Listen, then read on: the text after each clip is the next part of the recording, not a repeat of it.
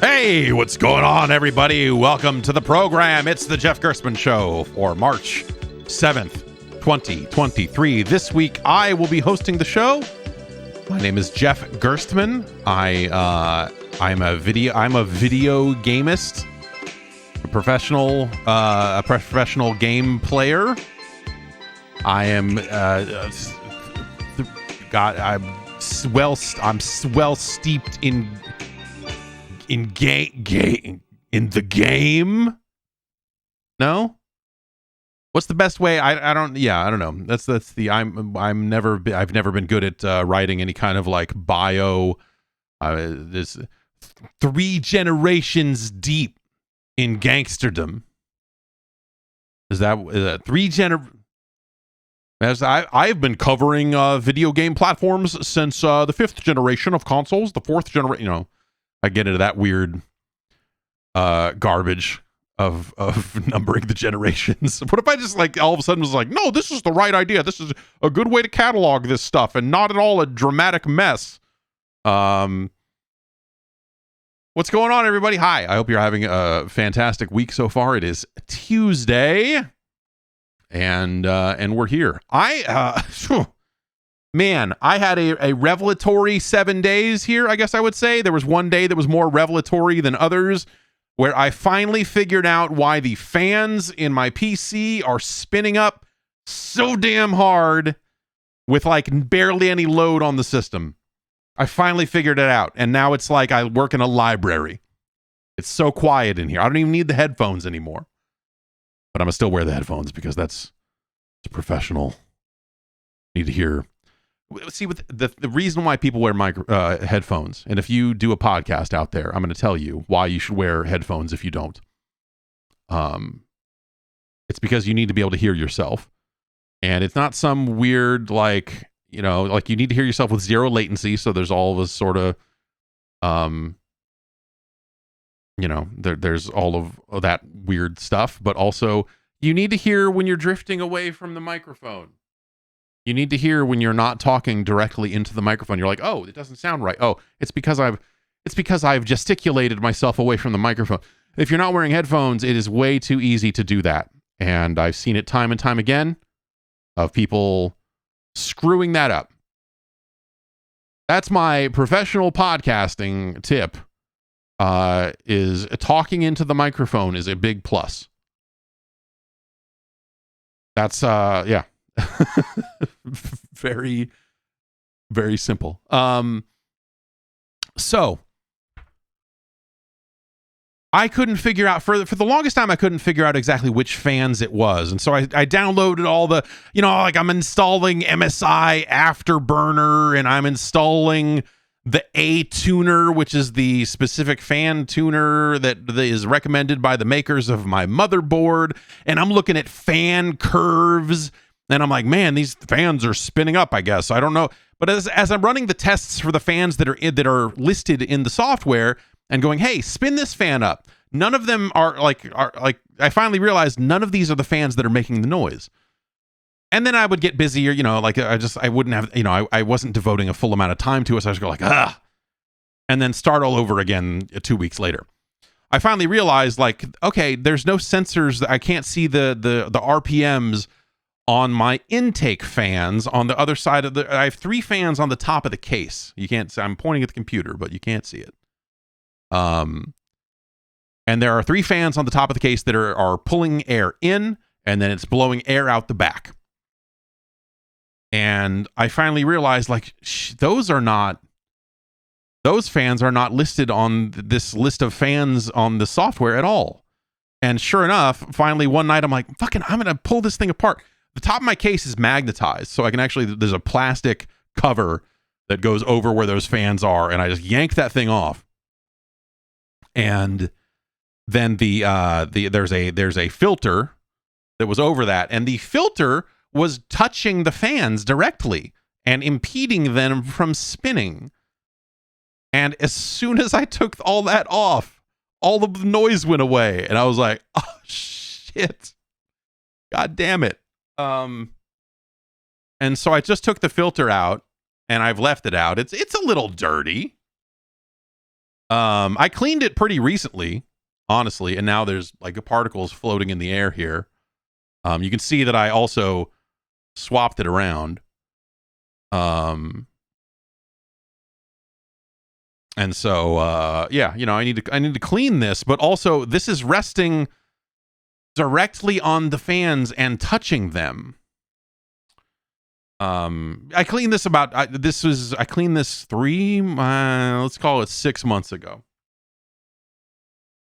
Let's call it 6 months ago. Is when I took it all apart and cleaned the filters and blew all the dust out of the case and everything else. And so, yeah, I don't know. I need to, so that clips into the top of the plastic and is supposed to rest above the fans, not on the fans. And it seems like it was resting on the fans. And so I need to figure that part out. And get it to not touch the fans. Or I guess I could just leave that out and let dust blow through the case, and I could just, because I am pretty good about blowing the I'm pretty good about blowing the fans. No, I'm pretty good about blowing dust out of the case a few times a year, but as a result, now this computer is fucking silent, and I was like, oh man, I'm gonna get this big graphics card and it's gonna be super noisy and it's gonna be a mess. I'm like, oh no, this is like, this computer's fine. I could be like this all day. There's no, even, under load, running games, doing all sorts of things, streaming and running, like I can't even hear it anymore when I'm wearing headphones anyway. I mean, when I take the headphones off, it is almost too quiet. I've gotten used to the noise in a way of just like, is there sort of a vacuum cleaner in the other room? Like, yeah. So that's been nice. It was nice to finally figure that out. That was a pretty dumb one.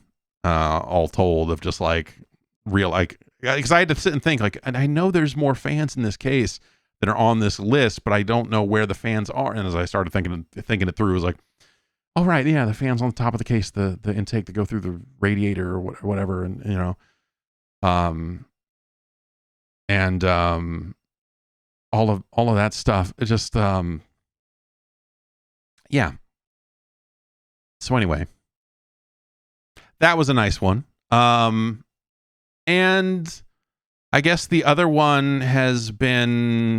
thing I've been doing is continuing to use a PlayStation 5 controller on the PC, which is a ramshackle endeavor. It is not, it works well enough. And a lot of games do support I'm specifically talking about the PlayStation 5 controller being supported natively in games.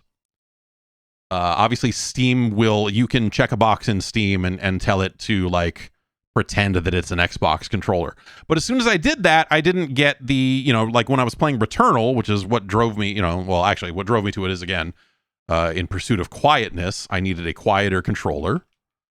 Because my son sleeps in this room and the clicky Xbox controller is a little too much. And I was playing Returnal at the time. So when you check that box, it tells, like, Steam tells video games that it's an Xbox controller. And as such, games that support any feature of the PlayStation 5 controller, the DualSense stuff, the triggers, and so on and so forth, that's all stopped working for me. And so you have to go into the Steam. I'm pretty sure I have to go all the way into like the big picture settings to do this. Unless there's a Steam menu that I'm missing that's not in big picture mode, but that's how I do it. So I launch big picture mode and go to the controller settings there and enable or disable the kind of PlayStation controller translation stuff. Right now I have it disabled. And so, that means that some games just straight up don't work, and finding which ones do and don't support it has been interesting. I'm kind of surprised this is still a thing, but I guess, like, I bet if you play the percentages, most people have an X input compatible controller, and the number of people using PlayStation controllers on PC that are not also playing on Steam and have all that stuff wired through is probably fine. And there are third-party solutions. There have been for DualShock controllers for a while. I remember using a PlayStation 4 controller on the PC before Steam figured all that shit out. And you had to install, like DS4 Win, like all this fucking, that shit sucks. That shit all sucks. And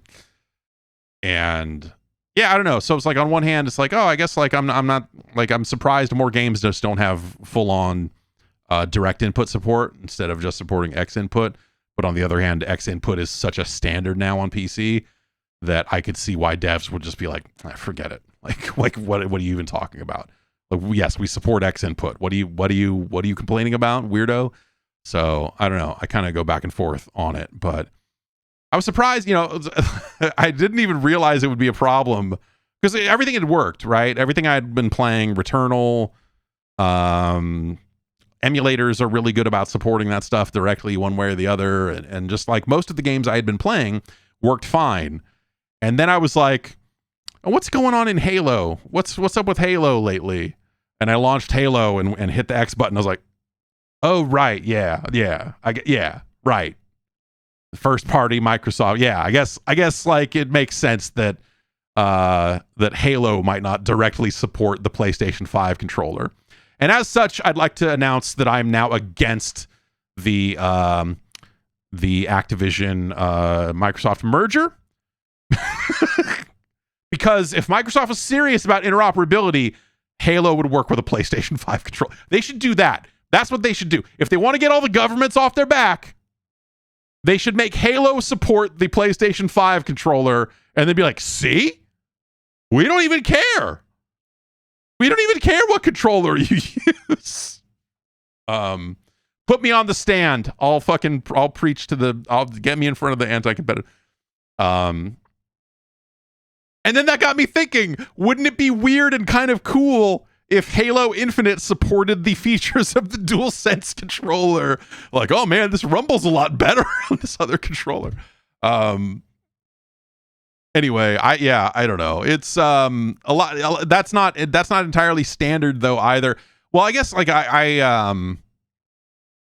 it's not. There are games that you install through the Xbox app that do definitely work with a PlayStation controller, Wo Long being one of them. So it's not a case of like anything that you install through the Xbox app is only going to work with Xbox controllers or whatever. Wo Long supports PlayStation controllers just fine. Need for Speed Unbound does not support the PlayStation 5 controller, which I was, I guess, a little bit surprised by. It's one of those things where I guess like I would look at it and go like, well, I would figure that major developers would just support everything, but I guess that's not true. And Steam does the work for them, right? So most people are just like checking that box in Steam and never thinking about it again. So unless you're playing on the Epic Games Store with a PlayStation controller, and in that case, you're probably running some fucking hacky third-party shim driver translator thing in the middle there, then you're probably not even really thinking about it. I guess it's just interesting. I don't know. Like it's you kind of take for granted how much just PC controller support, like how far that's come over the last, like if you've been playing PC games for a very long time, then you probably remember in the pre-Xbox 360 days, before X input was a thing, just how absolutely shitty controller support was on the PC. How hacky it was, how just like there were maybe drivers involved in some cases because you had to do weird things. Everyone just, the closest we got to a standard controller back then was the Gravis gamepad, which was a 4-button controller with no shoulder buttons. It was like most of a SNES controller. And it was very good. At the time, it was like, you know, and then this is 93, 95 in that kind of era there. People were using those. And then I graduated to a Microsoft Sidewinder controller, which was a pretty nice controller. It had 6 buttons on the face. And I think it may have also had shoulder buttons. I forget. And I used that for a good long time. That kind of became a standard controller, but sometimes you'd run into games that just didn't work right with it. And then, you know, once we got to a point where analog sticks were a pretty default feature on game controllers, and Band Puncher is posting a picture of that Sidewinder gamepad in the Discord, in the live channel, and that's a classic. I eventually got one that had it had tilt sensors in it or something, because I believe it also had shoulder buttons, and I was like, that'd be cool to have shoulder buttons.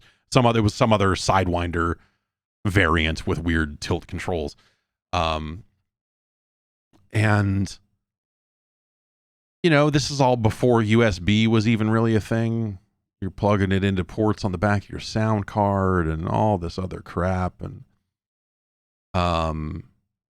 analog controls. If you wanted analog control in a game, you either use the mouse or you had to go out and buy a fucking flight stick or something, you know? You had to take the plunge on some ridiculous... That was, you know, they had the big Sidewinder joystick that shook and rumbled and did all this kind of cool stuff. Yes, the Sidewinder Freestyle. I eventually used that for a little while. It was a weird controller. And you would have to configure every single game, you know, just like, it was just a mess. It was a mess. And so I guess, like, you know, it's easy to take for granted just how good PC controller support is, or just how good ports of PC games have gotten, even though we are about to launch into a conversation about how they are not as good as maybe they were a year and a half ago. Or like, hey, what the fuck is going on with recent PC ports, or something along those lines. Boy, it used to be way, way, way worse. Wolong Fallen Dynasty is out now. And it is a Team Ninja Koei Tecmo game. I was confused a little bit because Microsoft sent me a code for it, and so I was like, "Oh, is Microsoft publishing this Koei Tecmo game?" And like, no, it didn't seem like they just were distributing review codes for it. And because it's on Game Pass, I guess. And it is set in the Three Kingdoms era, like any other Koei Tecmo game. They are retelling the Yellow Turban Rebellion, the all of Lu Bu, the fighters of Dynasty Warriors. Many of them seem to be showing up over the course of this game, and it's a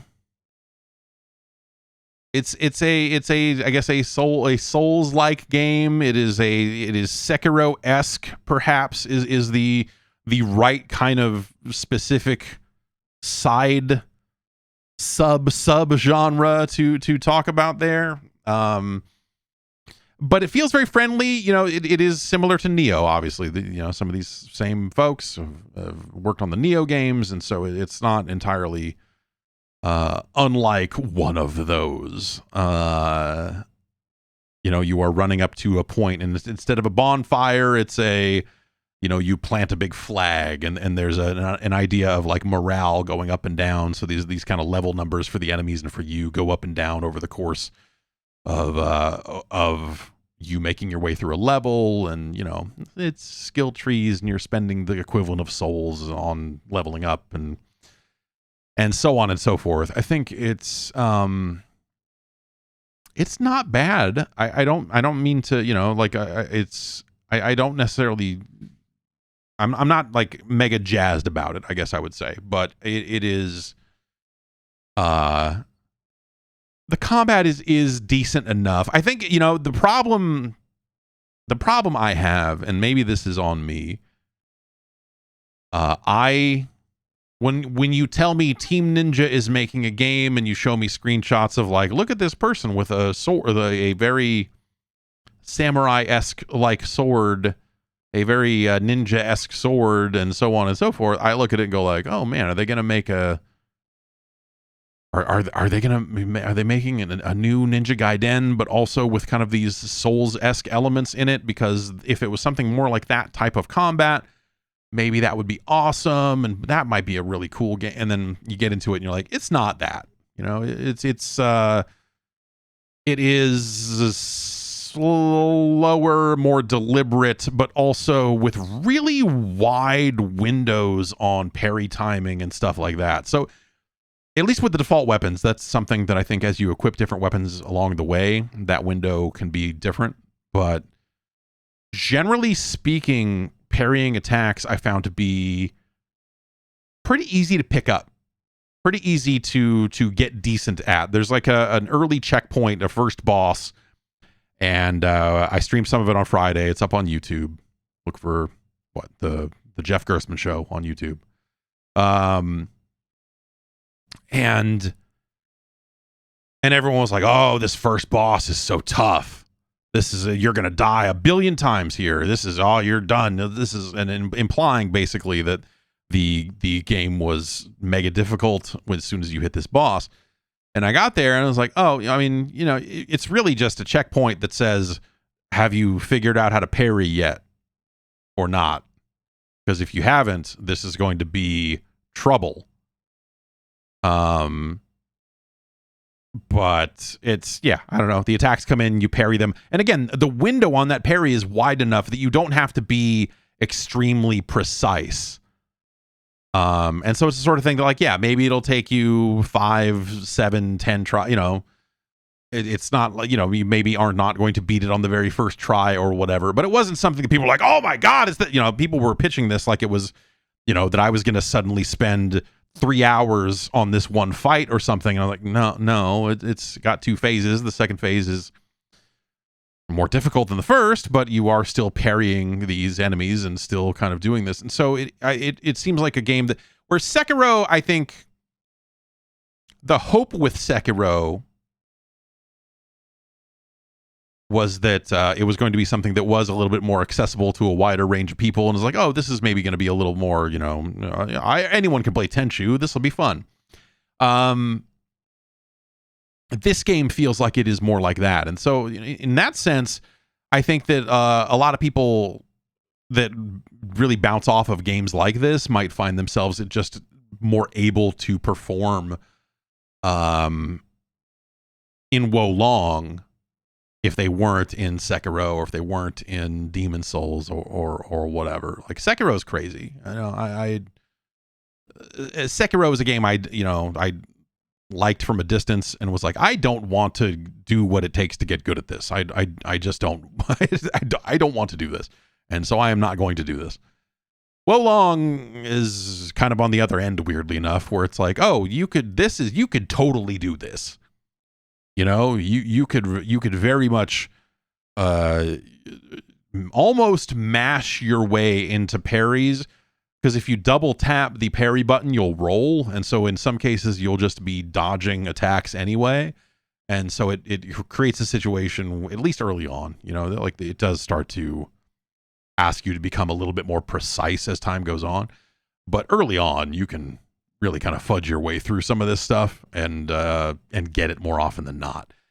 And I think that's something that will probably kind of help the game appeal to more people, maybe, but it is still enough of one of those games. It's like, I don't know, like Wolong almost seems like it could exist in this like mythical middle ground that pleases no one, of like, oh, okay, it's got a easy parry window and all of this, and so, you know, it's not as challenging as some of these other games, and so if you like the challenges of those other games, then maybe you're not going to like Wolong. Whereas on the other side of it, it has enough of the trappings of this kind of Souls-like experience that if you have not liked those in the past, this is still one of those.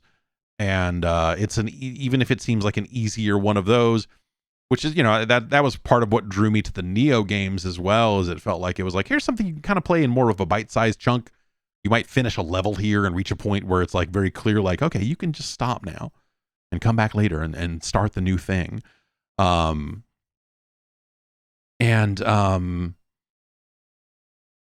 think that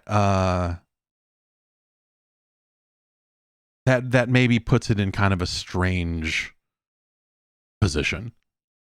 We'll see. I don't know. Like, again, it's on Game Pass, so the sort of the bar to entry is relatively low here. But at the same time, yeah, I don't know. I'll be curious to see how it does. I'm probably not going to play enough of it to get there, but I am curious to see Lu Bu in that game. I assume Lu Bu is in that game because we're obviously dealing with a lot of the kind of Three Kingdoms characters, a lot of the Dynasty warriors along the way there. And yeah, do I get to pursue Lu Bu? Do I get to catch him? And yeah, he is a boss in there. Great. I do want to. I would love to watch I don't think I'll play enough of it to get there for myself, but I would be curious to see what a Lu Bu boss fight looks like. Finally, the showdown you've been waiting for in a game that you might actually enjoy playing. It also got me thinking, because it is a Three Kingdoms game, like what if you took all of the combat of Dynasty Warriors, all of the just brain dead, mashy garbage, and then turned that into a Souls-like game. So it's like between bonfires, it's like I killed 1,400 people between this checkpoint and this checkpoint. And now I'm going to hit this button and level up, and I turn around and, oh, they've all respawned. And we got to go back there. We go back there and farm them. Or just like the idea of like, what if you took that style of combat or that style of game and tried to turn it into one of these Souls games and just made it just this ultra high body count, just like you're just got your double-edged staff and you're just like spinning it in the sea of guys and they're just flying out and blinking and disappearing. That might be fun. That might be a fun way to go about doing that. I'm sorry, Frankenstein says, now I'm thinking about Kessin in the chat. I'm sorry. I never intend to invoke. I never want anyone to accidentally think about Kessin. I'm sorry if this discussion has made you think about Kessin. No one should be thinking about Kessin in this day and age. We've all made a horrible mistake. I feel like I remember Kessin being like one of the most disappointing, or just like in the kind of early to launch PlayStation 2 lineup, that being the game that was like, oh God, we all tried Kessin because it was a launch game, and so you were playing everything you could get your hands on, especially when we were getting the PlayStation 2 into the office early, and we had imported a Japanese PS2, but obviously when the US launch came around, it was kind of a different story. And so I was like, yeah, Summoner is also a bad, yes, Summoner is also a bad game, for as much as like it has its like meme thing with it, like the stuff with Summoner. That's also a pretty bad game. I think if you go back and look at the PlayStation 2 launch lineup, it's not great.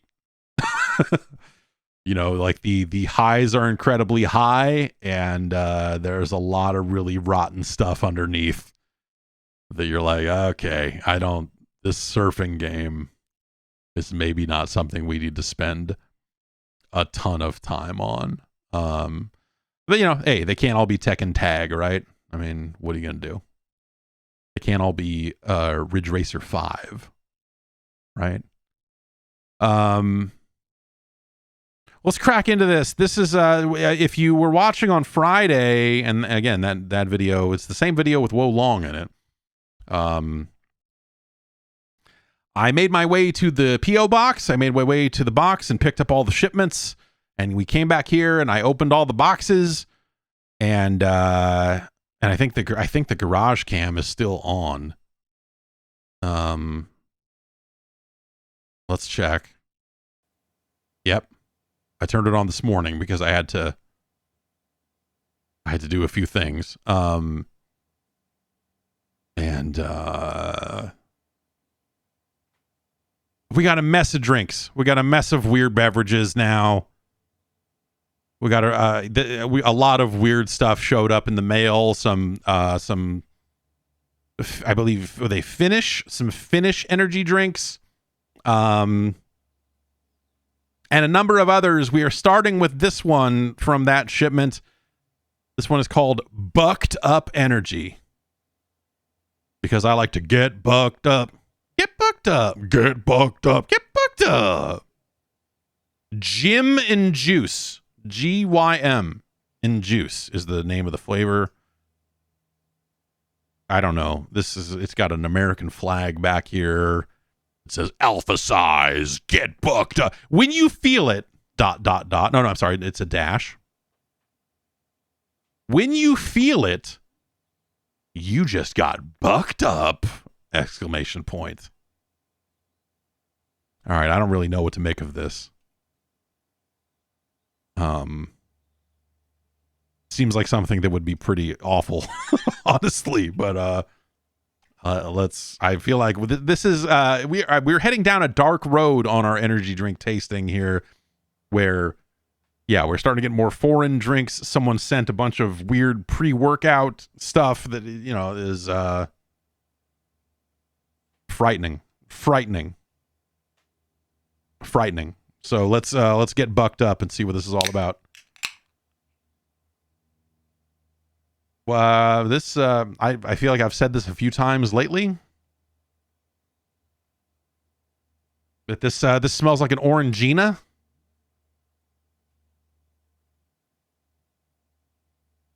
Yeah, this smells like an Orangina with a little bit of a candyish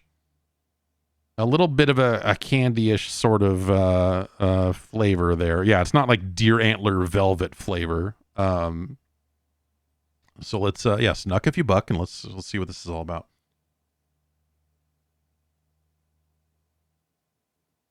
Huh. So it's a very light flavor. It's a very crisp, sparkling, not quite, it's not sparkling water per se, but it has that kind of edge to it.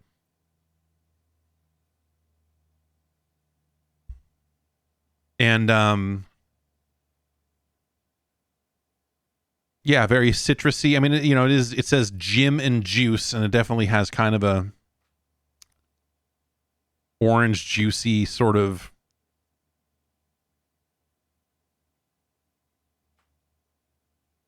It's light, it's airy. This is all right. This is okay.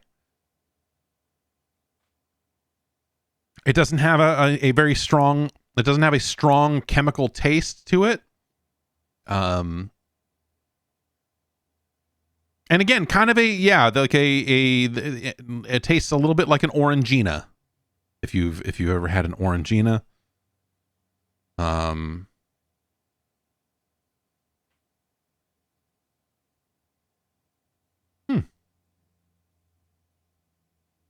This is not bad at all. I'm curious to know, like, what does it have in it? Maybe I should have read that ahead of time, huh? It just says 0 sugar.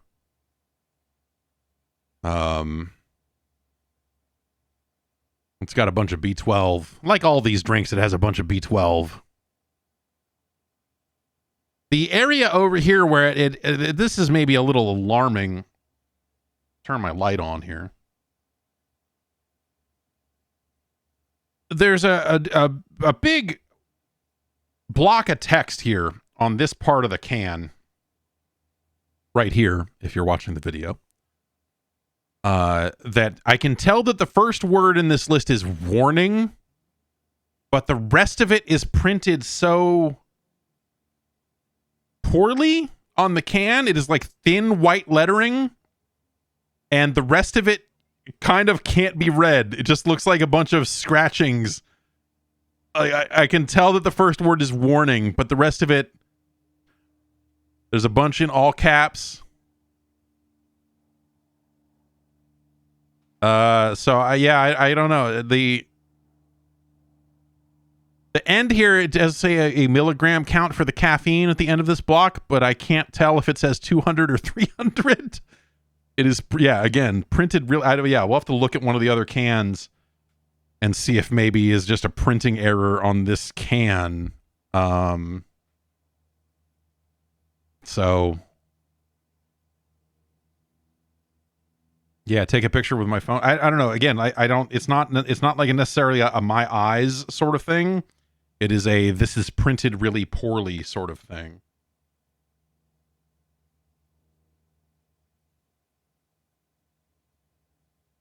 Okay. But I did zoom in far enough that it is a little bit more readable. Do not exceed 2 servings within 24 hours. Contains 300 milligrams of caffeine. This product is only intended to be consumed by healthy adults. If you're taking prescription drugs, you should talk to a doctor. Like the typical kind of warning. Discontinue use 2 weeks prior to surgery. That's pretty good. Well, I don't have any surgery planned, and I'm not taking any prescription drugs and all of that stuff. So yeah, we'll see how it goes. Let's add it to the list here real quick before we move on. Do I need to put that there? There it is. Okay.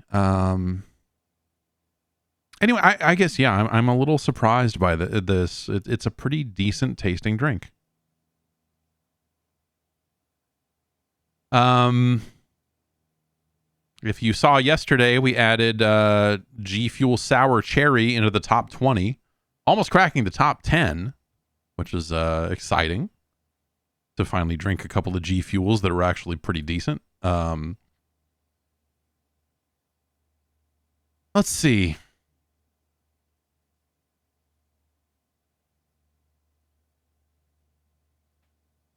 Yeah, this is a decent drink. I don't know. Like it's no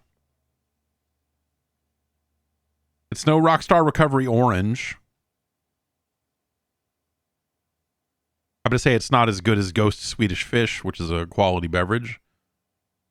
But I would probably take it over Ghost Tropical Mango.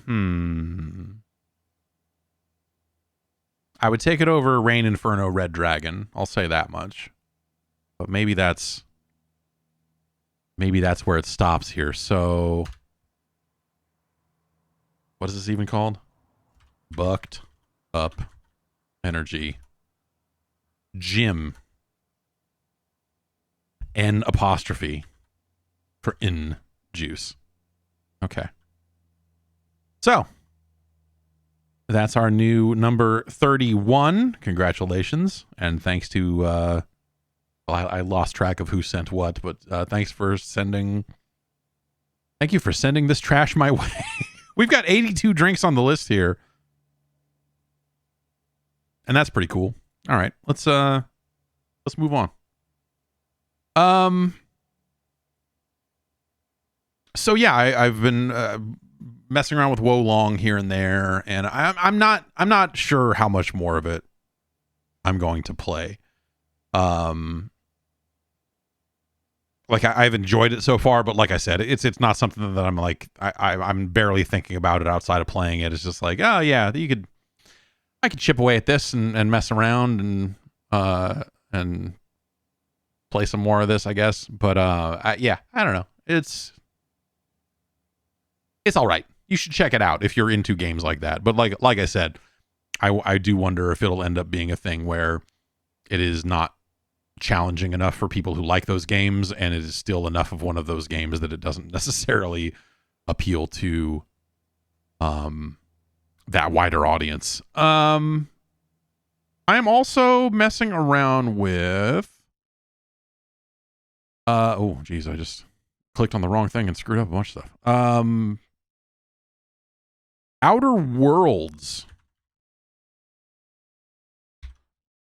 got a re-release this morning, and I have been fooling around with that just a little bit because I didn't necessarily see the benefit of it To what end is the exact right question to ask. It is being billed as sort of a next generation upgrade. They're calling it Outer Worlds Spacer's Choice Edition. And they are selling it at full price again. They're like, I think it's hit Steam for $47 or something like that. But if you own the entirety of the game, and that includes the DLC, there are two DLC releases, you can upgrade for $10. And it is, I guess I just, like, I was thinking about this as a PC release and feeling very, like, bad about it. Like, this as a PC game, the idea of, like, hey, we made it look a little bit better and you can pay us $10 if you want that. And some of this other stuff, like, it's got a higher level cap and a few other kind of quality of life changes that they're attaching to this Spacer's Choice package for the game. And I guess, like, on console, that's fairly standard, right? Where it's like, oh, the $10 next gen upgrade, I guess, yeah. But you have to have purchased the DLC. The trailer is really, the trailer spins it as it comes with every DLC. It's like, you mean all 2 of them? Like, that's not a every DLC sort of sentence. That's not it comes with every DLC sort of number. It's like, there are 2. You sold a season pass, you put out 2 things, they're both there. It's a Game of the Year edition at best. And it's like technically accurate. Yes, that's every DLC, but it's, yeah, I don't know. It's just, they're putting on a weird show about it to try to make it seem like it's more than it is. And I don't know, like, the idea of, like, oh man, Outer Worlds, but it looks better. I was like, oh, that kind of sounds interesting. I at least want to see that and see what it looks like. And I loaded it up and I was like, I don't understand. This looks like the same game. What am I even looking at here? And when you go look at their trailer where they do some before and after shots that are not the exact same angle and don't seem to even be the same time of day, you look at it and go like, yeah, I guess that looks better. I guess that looks better. It's a weird thing that that exists. I don't, yeah, at first I didn't really understand. And then I was like, oh, okay, wait, this is just them because it didn't exist on current consoles anymore. And it sounds like the performance on consoles is maybe not where it needs to be. Running it on PC, I didn't have much trouble, but I'm not a good, again, the same thing with Wolong. Like, people have complained a lot about the way Wolong runs, and I have not had any trouble with it because I spent too much money on a graphics card. And so I feel like I'm able to brute force my way through a lot of shit. But yes, they have made a handful of changes that, like, as someone who played through the base game of Outer Worlds, I couldn't fucking tell you a goddamn thing. I look at it and go like, yeah, all right, this looks exactly the same. Like, does it look slightly better when you A/B them? Yes. But it just seemed kind of a little needless to me on the over on the personal computer to have a whole separate Steam page and everything around, like, selling this upgrade. Like, you put better textures in your game and you're trying to charge people $10 for it. This seems like bad business on the PC. And like, understandable a little more over on the console side of things. But yeah, I don't know. I liked that game up to a point. Outer Worlds was it's a good. The thing I like about Outer Worlds is that it's more focused, which is to say, it is smaller in scope than the Fallout games and the Skyrim. It is smaller in scope, and so that focus is welcome when everything is firing on all cylinders. And the first big quest line you do in that game, I remember the early parts of that game being really awesome and really well written and really fun characters and a really interesting problem that you're solving and a lot of different ways to solve it.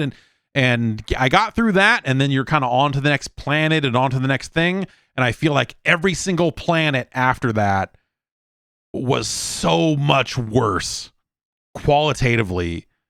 Like just the situations, the combat, the scenario, the environment, just I feel like everything that happened after that big first environment was a huge step down. And that's unfortunate, right? So like if that had been something they could have pitched and said like, hey, we've reworked the like back 2/3 of this game, because that's a situation where like, because when you launch it, it basically says you've got the DLC installed, which is, you know, even though this version of the game is only sold with the DLC, it still comes up and says like, hey, you're going to have access to this content, but you probably shouldn't play it until you're level 35. And this other one, don't play it until you're like level 40 or something. Anyway, peace. You need to complete these missions to open it up anyway. Like it's telling you when you're hours away from it, they're like, okay, if you want to play the DLC, you need to play this story mission first, and then it will open up. And like at that point, just take all that stuff out because you're selling a new version of the game, and just say, here it is, the complete package.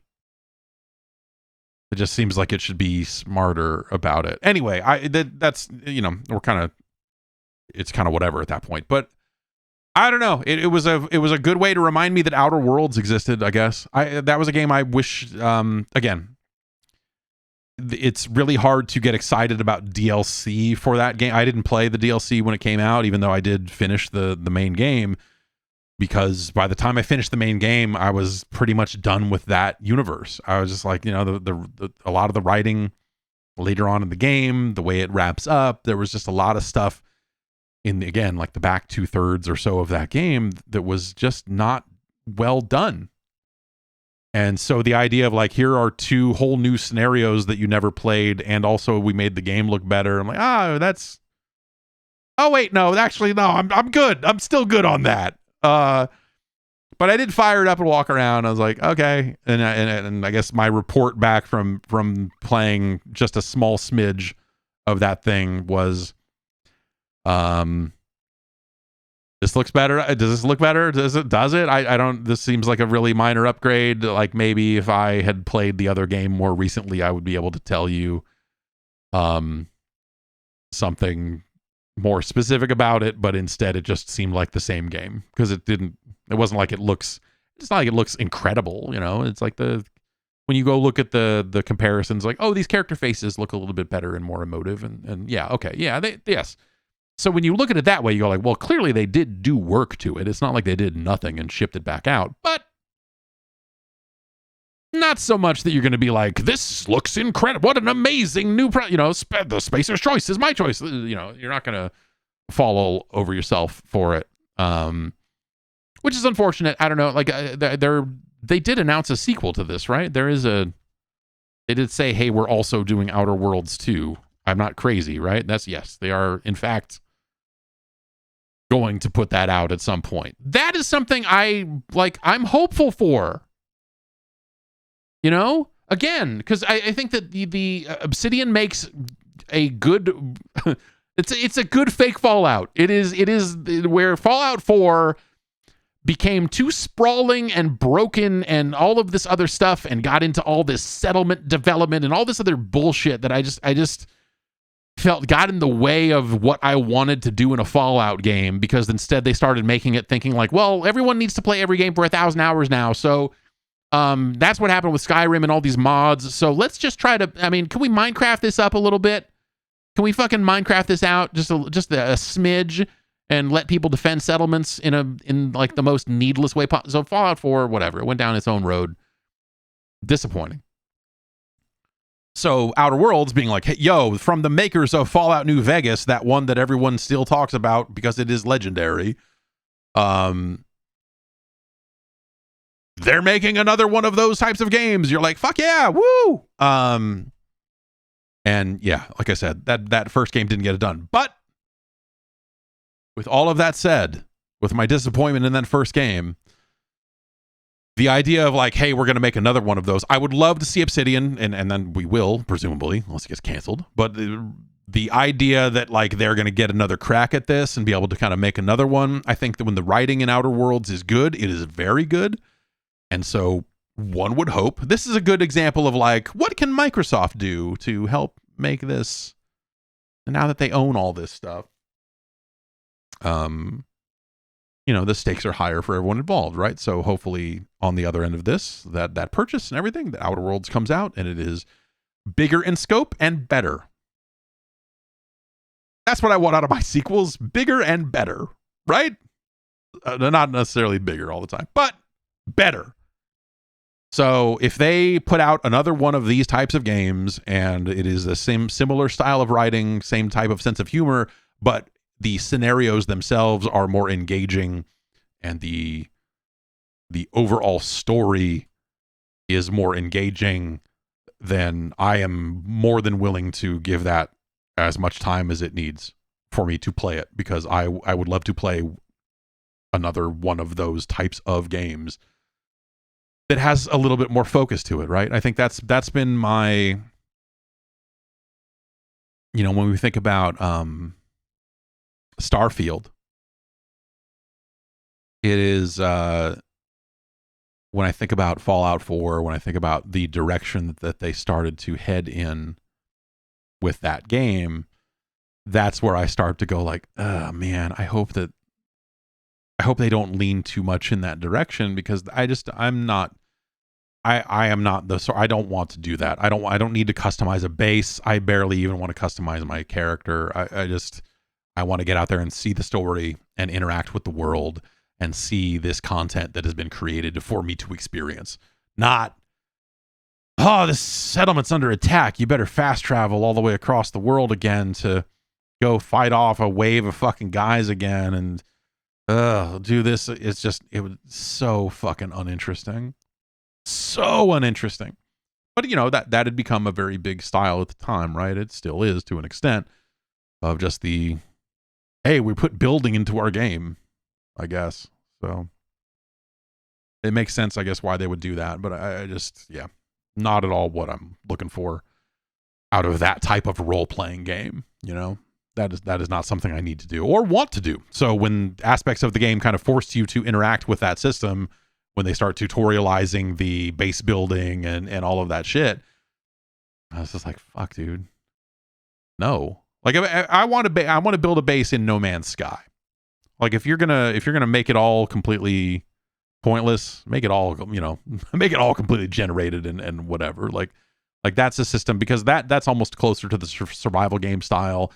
That is almost, if I really want to build a base, I would play Minecraft, and I have been playing a little bit of Minecraft lately. So I'm not necessarily like opposed to building across the board. I just don't want it in that type of narrative game. It is not a thing I want to do in the middle of like, hey, put all these story threads that you're engaged in on pause and come over here and have a pointless fight for citizens that are that have no story going for them, that they are just uttering these generated meaningless, like, we're under attack, or I'm growing potatoes, whatever the fuck. I don't know what the fuck they say. I don't know. It's been a long time since I've touched Fallout 4, but God, that part was a bummer. So yeah, in conclusion, Outer Worlds is out again. That's interesting, but I don't think that what they're offering seems like it is dramatically better. So when they say, hey, this is like the next gen upgrade, or this is, like that aspect of it doesn't feel like a good deal to me, is what I will say. So there you have it. Why don't we get into a little bit of what I like to call the news?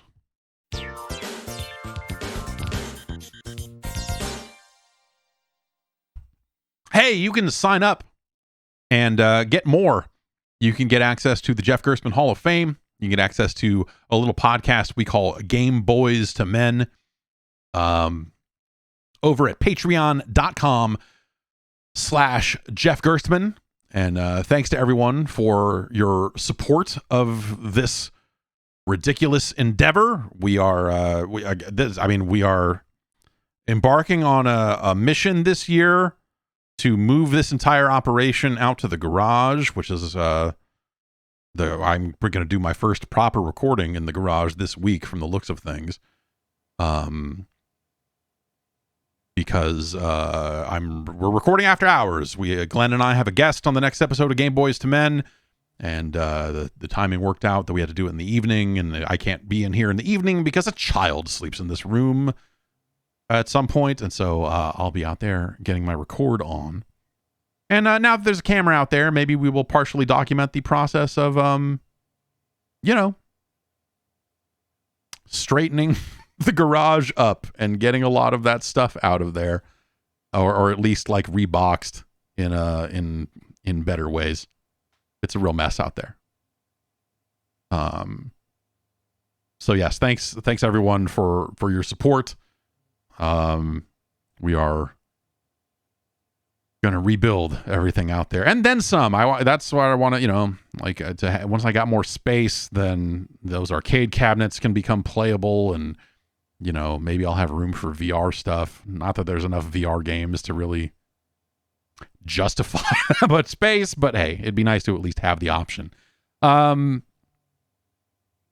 it's fun. I don't know. Sometimes it's fun to just fuck around with VR stuff. So getting something that is more closely resembling a studio out there, that's the goal.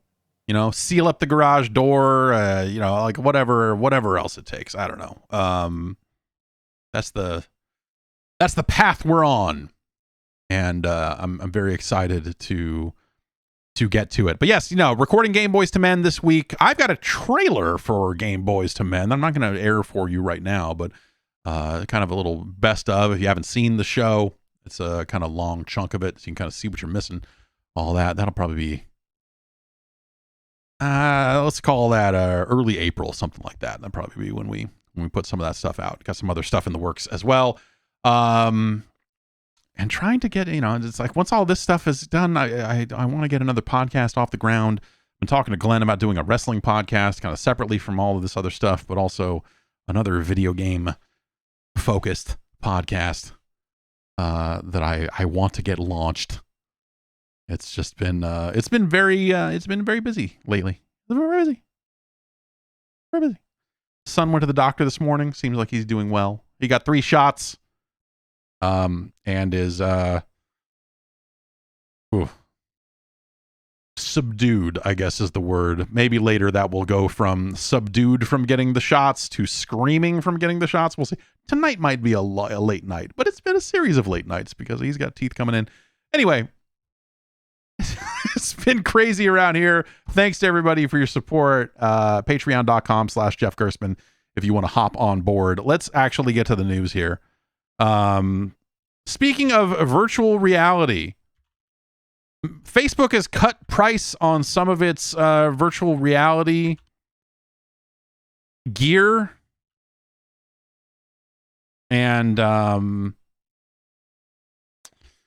don't know, the cuts aren't great, but there's kind of 2 stories here. One is The Verge got a look at, I guess, Facebook's internal discussions about the future of their VR lineup and the additional products they have coming over the next handful of years. But the public-facing announcement that they made yesterday, according to Brendan Sinclair of GamesIndustry.biz, of patent-free video game art, of patent-free art, context-free patent art on Tumblr. That's the wrong name. I don't know. Anyway, let's see. The short version of this is that the Quest Pro, which was the expensive VR headset that Facebook put out, that is called, the Quest Pro, that thing launched like late last year for like $1,500 and was not as good as the Quest 2 in some ways, especially for that amount of money. They are cutting the price on that, and now it will sell for $1,000, which is still too much money for that headset. The there are two versions of the Quest 2 out there. One of them is getting a price cut. And so this is a price cut after a price raise. And so this is still more expensive. So last July, the 256 gigabyte Quest 2 went from $400 to $500, which is stupid. That is a dumb amount of money for that headset. They are cutting the price on that to $430, which is more reasonable, but is not $400. So, but the reasoning there is that the 128 gigabyte Quest 2 is not getting a price cut. That thing is still $400. It was cheaper than that before. They raised prices on VR, if you remember, last year, and so that one will remain $400, and that's, and the one that they went from $400 to $500 is now going to be $430. This is,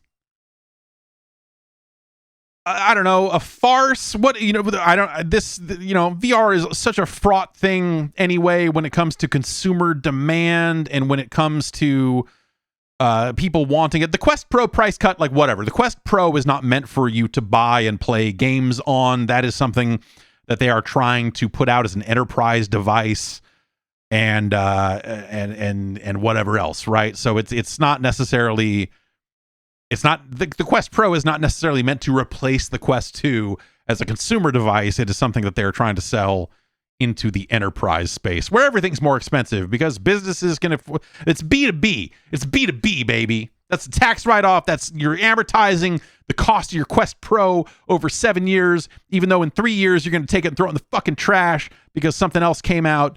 You got to amortize. I'm just going to keep saying the word amortize over and over again.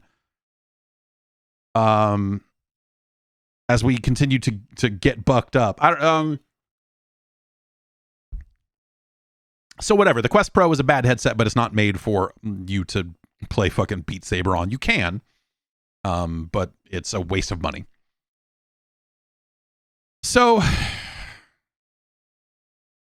there's other stuff in here in this story that kind of lines up with The Verge's story a little bit, but they are talking about a report out of the Wall Street Journal that sources a research firm called IDC, who is saying that Facebook's headset shipments fell over 90% over the holiday quarter, down from 4.5 million headsets in the fourth quarter of 2021 to about 300,000 in the final 3 months of 2022.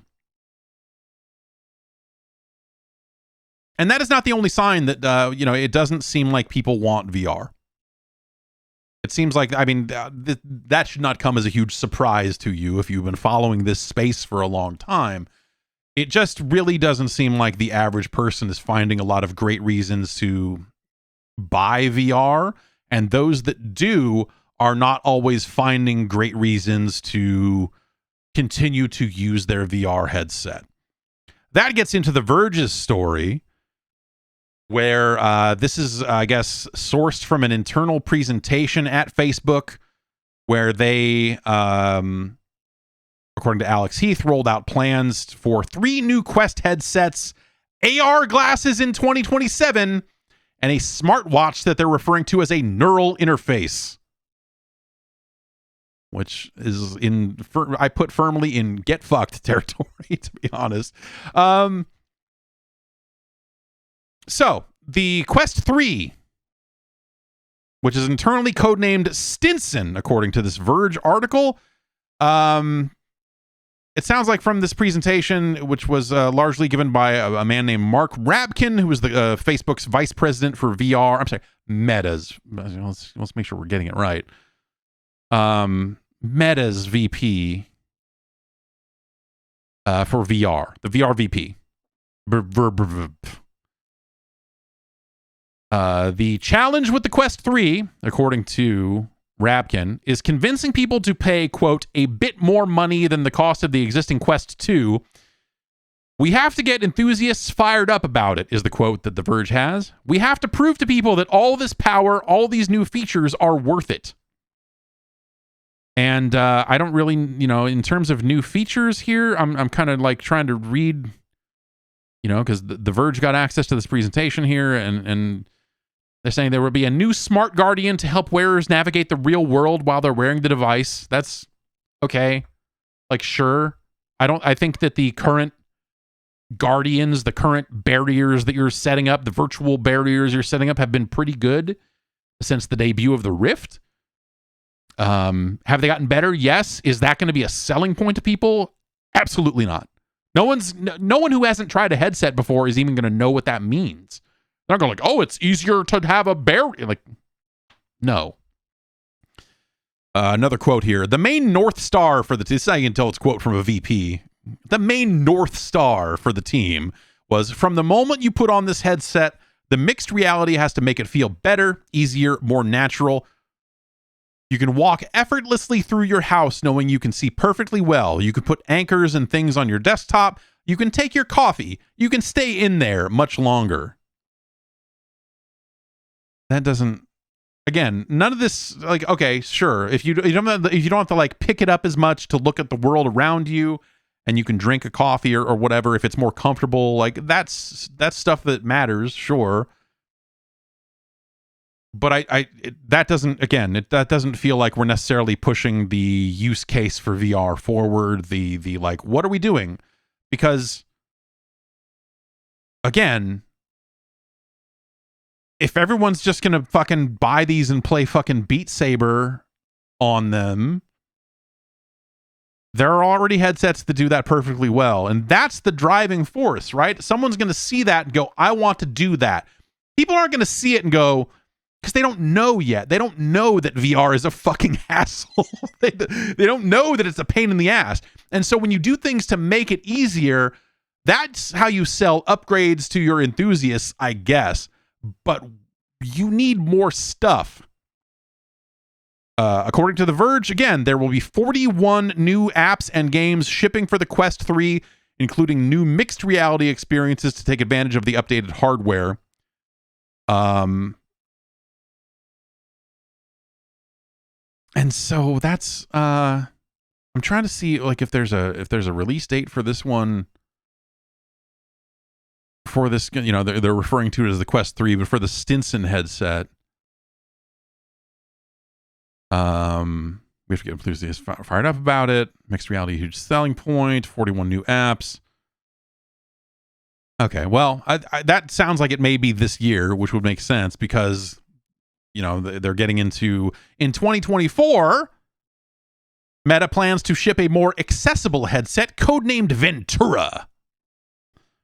Like Robin Ventura, the ultimate baseball player, the ultimate virtual reality. Anyway, the goal for this headset is very simple. Pack the biggest punch we can at the most attractive price point in the VR consumer market. And so that sounds like to me that in this year we will see an upgraded Quest headset, which makes sense. And that they are working on something that will probably not be as powerful as the Quest 3, but is something they can sell for a lot cheaper and something they can try to get out there for, what is an attractive price point in the VR consumer market? Is it $199? Is that something that gets people to just buy one on a lark? Like, what's the, I don't know what the figure, I don't know what the right number is for that. 149? I bet they are not going to release a headset for 149. 199 I could see, but I bet we end up with it at 299 or 249 or something by the time all's said and done. But yeah, a smaller headset, something that is more consumer friendly. Like it's not the worst idea in the world, right? But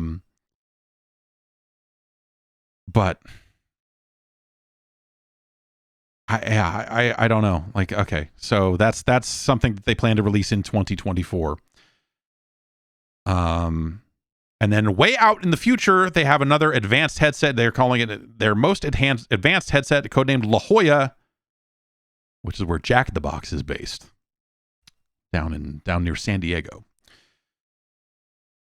And the only thing here is that it features photorealistic codec avatars. Codec avatars is a really weird sentence. That's a very Metal Gear kind of phrase. I don't know. And the quote here from Rabkin is, "We want to make it higher resolution for work use and really nail work, text, things like that. We want to take a lot of the comfort things from Quest Pro and how it sits on your head and the split architecture and bring that in for comfort." So that sounds like it would be something kind of a follow-up to the Quest Pro, maybe, as a more expensive, more enterprise-focused sort of device. So, okay, sure. Like more headsets, and then, they get into a bunch of other shit that I'm not going to bother with about smart watches and how that interacts with your glasses and smart glasses and a bunch of other horse shit that sounds like it should be getting people beat up in bathrooms. But they did say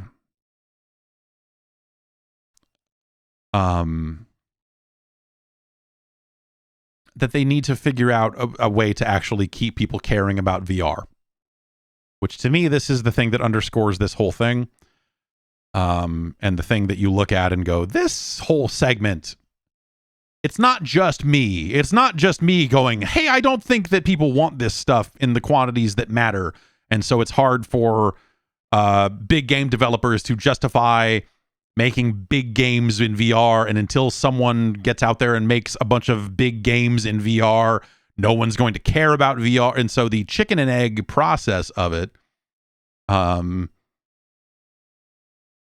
it just seems like it's not an easily solvable problem unless you throw a bunch of money at it and keep throwing that money at it, because it can't just be, hey, we put out 5 games and now we're done.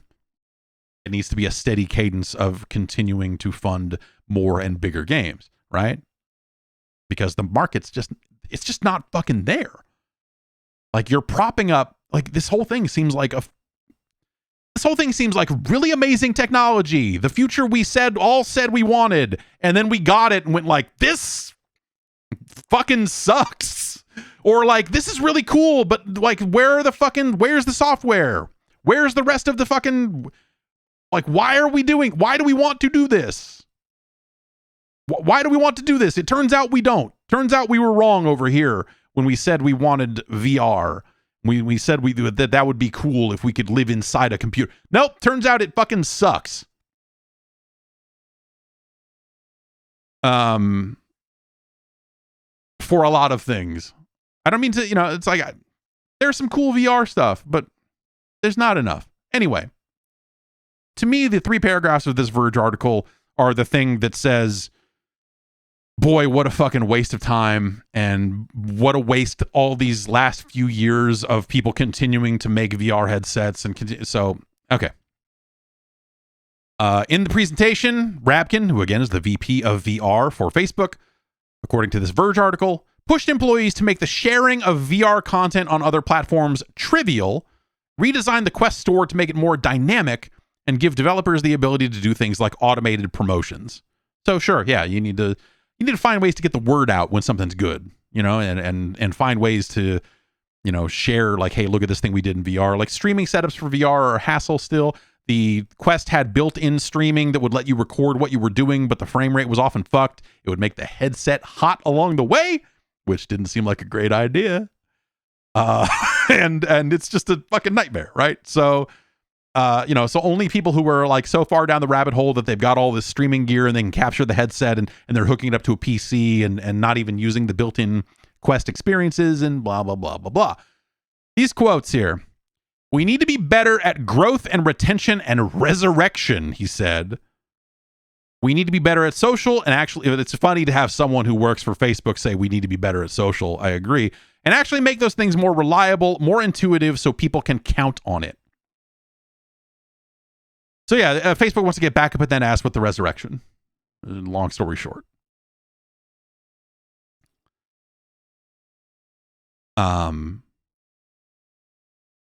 But to me, the killer here is right now, this is, again, Mark Rabkin in an internal presentation that The Verge got their hands on in some way, shape, or form. Right now, we're on our third year of Quest 2, and sadly, the newer cohorts that are coming in, the people who bought it this last Christmas, they're just not as into it as the ones who bought it early. To me, that sounds like something that you say as you're shutting it the fuck down. Cohorts, that's another, if you needed another indication that this guy was a vice president, look no further than him using the term cohorts instead of people. The last company I worked for started using the word cohorts a lot, and then suddenly all the people that I had worked with for years who were in more meetings than I was, they all started using the word cohort, and that was a good sign of just like, I fucking can't be here.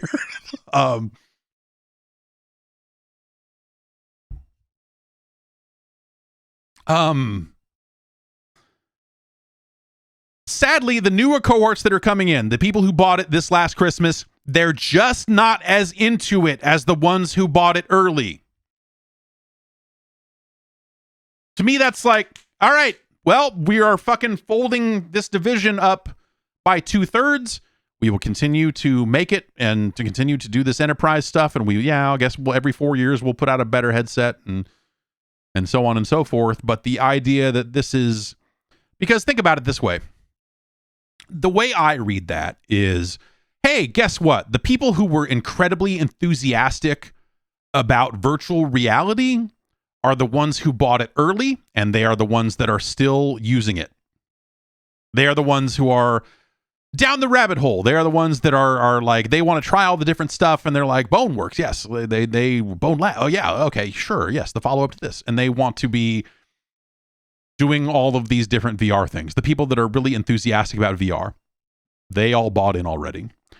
So now the people that are getting these things for Christmas that are a little more like, oh, I guess, oh, okay, yeah, no, I saw someone playing, with the music game. That seemed fun. They're getting it.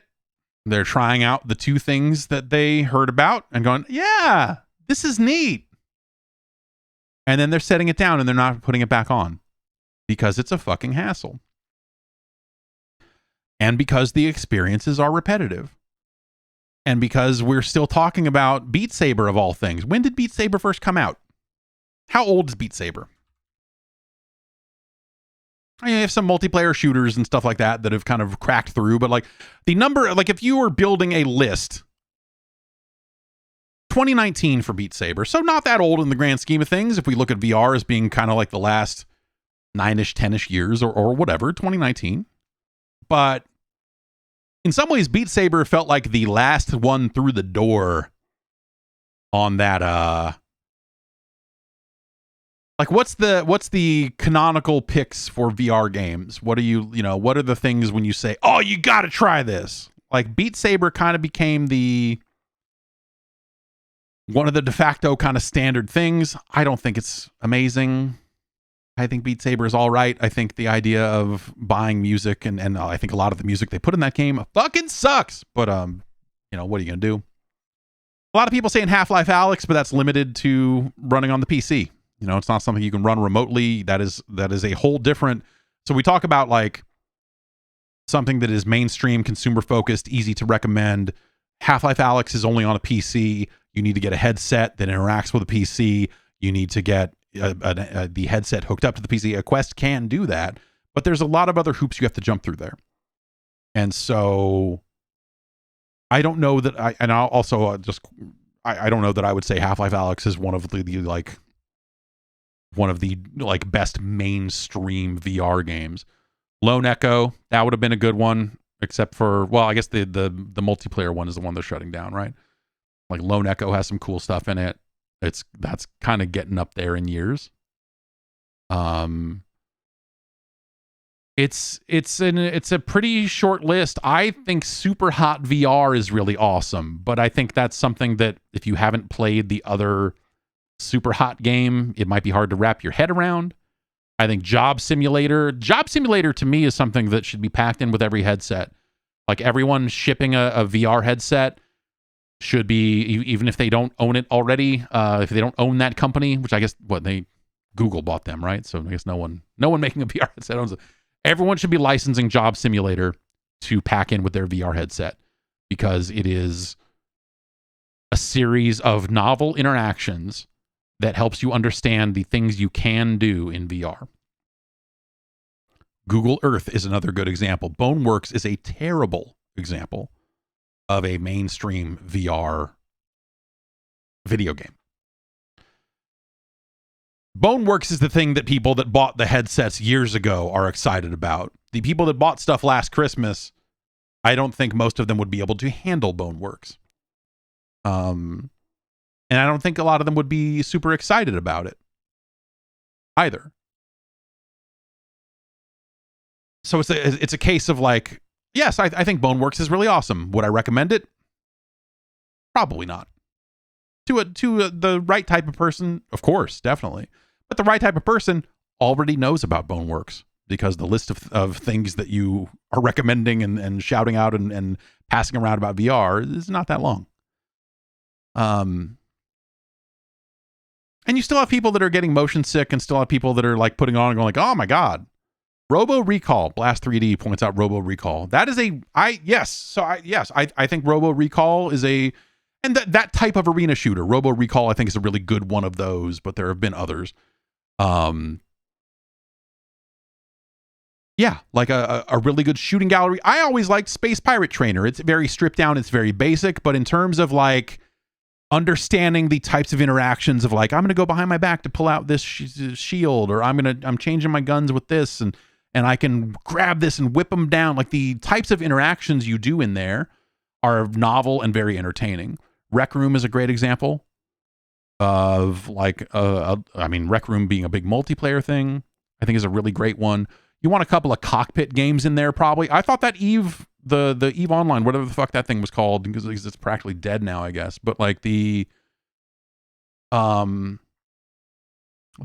like the launch Rift thing, the Eve cockpit shooting game that was like a 6v6 team deathmatch kind of thing, Eve Valkyrie, was fucking awesome. Like a multiplayer space shooter. You're in the cockpit, you're looking at the instruments, you're following ships around overhead. Like that's a really great like showpiece for what you can do in VR, but it is still a seated experience and a cockpit style experience that seems to make people a little less sick than some of the swimmier standing up crazy stuff. And that's something I would still, like the players aren't there anymore. I think they added bots to it at some point. I don't even know if it's still for sale anywhere. Star Wars Squadrons is a similar thing to that, but I do think that the Eve game was significantly better because of the capabilities of those ships, really. I think just were more conducive to making it easier, because you are moving the aiming reticle with your eyes or with your head as you're turning and looking around. Whereas an X-Wing is an X-Wing. It shoots this way. And so when you're looking around and I'm shooting up here, I'm doing this, I'm doing that, I'm aiming in all these different places, like that stuff was fucking badass. And it felt great. And it looked really nice. And the sense of scale of flying next to all these capital ships and everything there. Like Eve Valkyrie was really fucking neat. But it's dead, right? Because it was a multiplayer only shooter at launch. I think, again, they added non-VR support at some point, if I remember correctly. And they added bots at some point, and I can't imagine that that's nearly as fun now as it probably was then. I'm very glad to have played it when there was a player base for it, because it was really cool. Star Trek Bridge Crew, that's a really fascinating experience, but it requires a number of people, and you kind of have to you have to get a team together for that. And the idea of like, we need to get a bunch of people together that all have VR headsets, it doesn't. We did that once. It was neat, but yeah, I don't know. Yeah, it's that there's a lot of cool stuff like that. But I guess like whatever, the reason why we're having trouble generating this list is because a lot of the games that we would, I think, belong on it are older VR games. And there just hasn't been a lot of new stuff, because a lot of those games came out when there was still a belief that VR was going to be a big deal. And so there was funding for developers making extravagant things in VR that doesn't exist anymore. And yeah, anyway, so I guess, like, we've talked about all that end of it before, so I won't rehash that whole conversation again. But again, I feel like this one sentence in this Verge article to me says this stuff's in actual genuine trouble. This stuff's in this it's more than just like, oh, I don't know if people want it or not, or oh, the people that don't like it or hate or this is someone who's been in, this is a company that's been in the business of selling VR headsets since there were VR headsets to sell.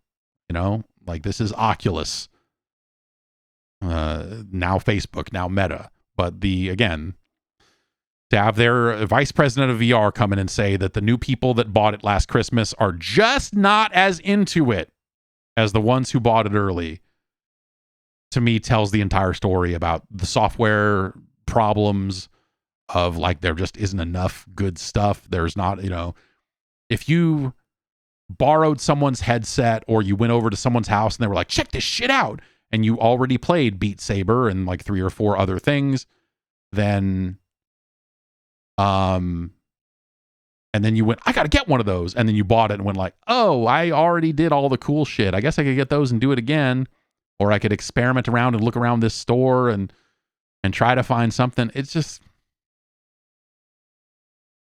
yeah, I don't know. The tech will get better, right? As long as they keep grinding away on it, they will have smaller headsets, they will have more powerful headsets, and that will end up being meaningful. That will help with some things, like that, the bulkiness of the headsets, the way that some of them are uncomfortable, like, that matters. I don't want to just hand wave that stuff away, but it doesn't change the fundamental ask of the player of, like, no, you still have to bolt this thing to your face, and it's still this amount of dollars, and it's still this, and that, the hoops to be able to jump through. It just, I don't want to say that this market seems dead. The PlayStation VR 2 just came out. This is Facebook talking about the next 3 headsets they're launching. Like, clearly there are going to be companies that keep, like, punching away at this, but there's just something missing. And the first biggest thing that's missing is a constant, steady flow of high quality software. When you get a console, that throughout a year, you're going to have a lot of games to play, big and small, a wide variety. Not all of them are going to be bangers, but some of them will be big budget especially in the Sony camp right now, right? Because they're, it's like, hey, we're putting out Horizon, we're putting out God of War, we're putting out Gran Turismo, we're putting out these giant games that you can tell we spent a fuck ton of money making, and look at this thing, it's extravagant. Those games don't happen in VR anymore. Even the Horizon game that Sony made themselves is beautiful, but the scope of it is so limited compared to an actual Horizon game. Not that you would necessarily want to play a full Horizon game there, but it's just,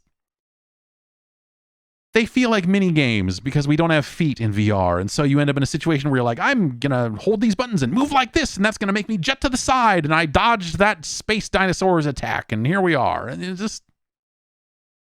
it's just not that engaging. As someone who plays a lot of video games across a lot of different control mediums, mouse and keyboard, controller, whatever, touch screens.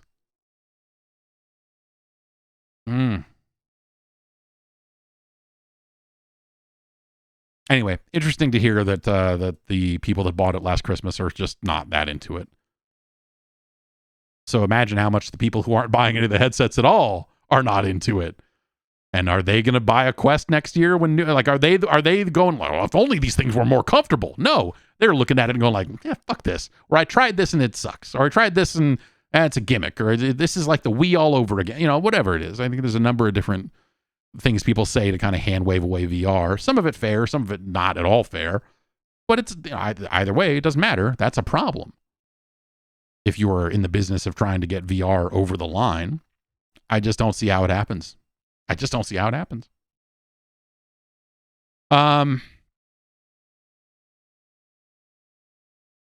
Halo Infinite is launching a new season today. Hooray.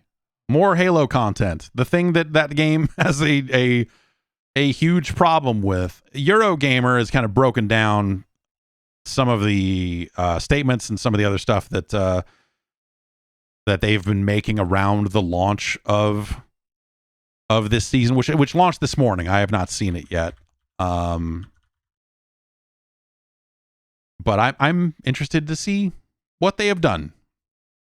But one of the things that they're promising here that Eurogamer pulled out is the promise of more consistency with their updates, which, you know, if you've been following Halo Infinite for all this time, the idea that they are only on season 3 is pretty crazy, just onto itself. But the biggest problem they've had is with the flow of new content into that game, and that's been the noose around their neck on that thing for a long time. They had, you know, they rolled out Forge recently. I think they were celebrating the other day, saying like, "There's 1 million people have made 1 million things in Forge," or, you know, whatever it was, some big milestone. And so Forge is cool. Like, it's a fun addition with a lot of cool custom maps and all of that. But yeah. So on this Xbox Wire post, the head of live performance, Sean Barron, discussed the future of seasonal updates. In our preview of Season 3, I said that this is the beginning of what seasonality is for Halo Infinite, but seasonality is restrictive. To me, seasonality is really about consistency. We need to be consistent in everything. I feel very confident with where we've gone with Season 3, and I have very strong confidence that we're going to be able to keep improving that consistency and avoid completely the long seasons of the past. We're going to be more consistent. We're going to continue to evolve the game in close partnership with our players. We're focused on shipping Season 3. And then, as Chief said, we're ready to get back to work. So, yeah, it's... that's been the big problem, right? Like, getting things into the game, establishing a good cadence of regular content that prevents people from getting... Because like, you can add the greatest map of all time. Deck 17, you get a facing world, you know, Q3 DM 17. You could add that to Halo, but if you don't have a bunch of other stuff around it, if you roll out one map and it's great, and then you don't have more maps for 4 or 5 months, I don't care how good that map is, people will be fucking done with it. And so there needs to be a flow of new fun things to do. And that can be as easy as we've put 5 maps in the game over the last 6 months, or, you know, whatever. It's something equivalent to a map a month or whatever. And so Season 3 will add 2 arena maps and 1 big map. And that sounds okay. That kind of backs into sort of my other problem as games try to have more modes and options, and Call of Duty is maybe running into this a little bit as well. But as someone who is not that interested in the bigger maps and the big vehicle maps, the big team battle stuff, to me, this update has 2 maps, not 3. And I don't care that you spent a lot of time working on Oasis. That might as well not exist, because I don't play that style of the game all that often.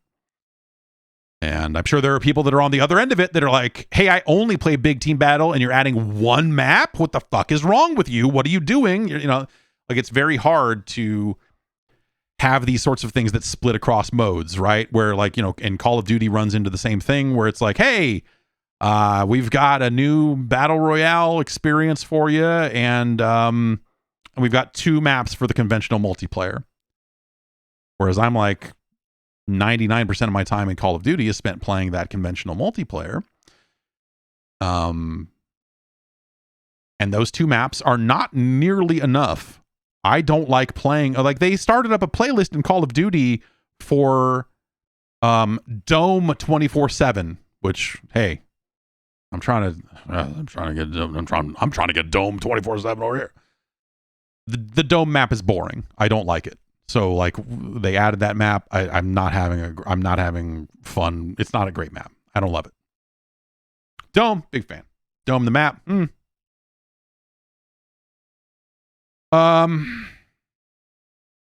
And so the idea of them starting a 24/7 Dome playlist is just like, what are we? It ain't Shipment. It's maybe telling that they brought back a playlist called Shoot the Ship that has Shipment and Shoot House on it, 2 smaller maps.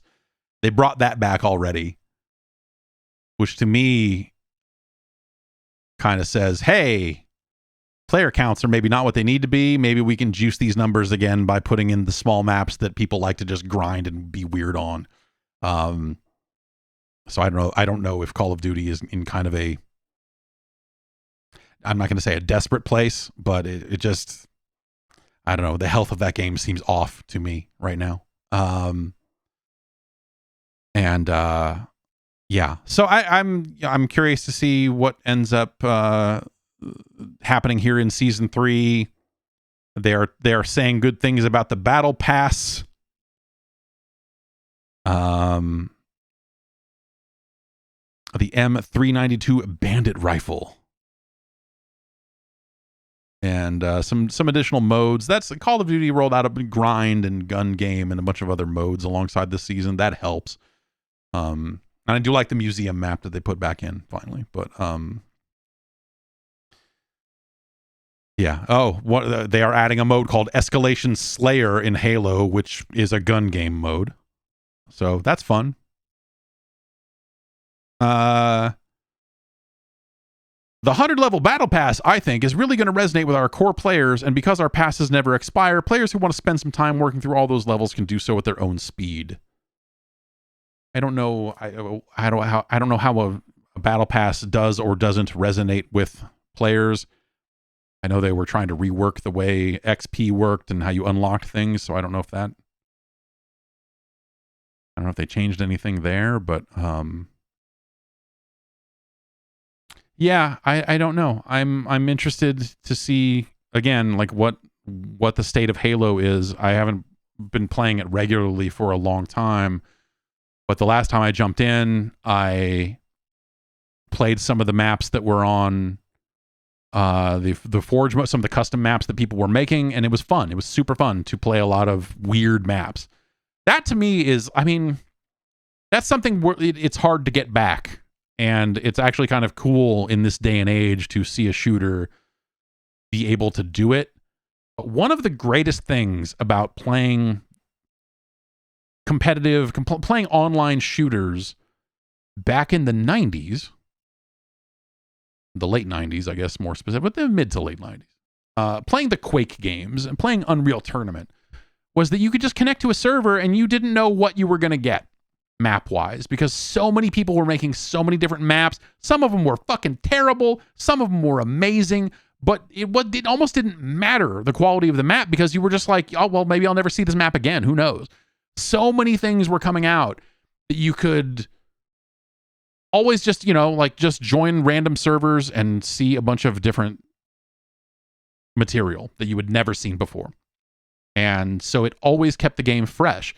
It's a reason why you could play Quake 1 right up until Quake 2 came out and then go, well, fuck, man, I'm going to play Quake 2. It's the reason why I probably played a lot of Quake 2 right up until Quake 3 came out.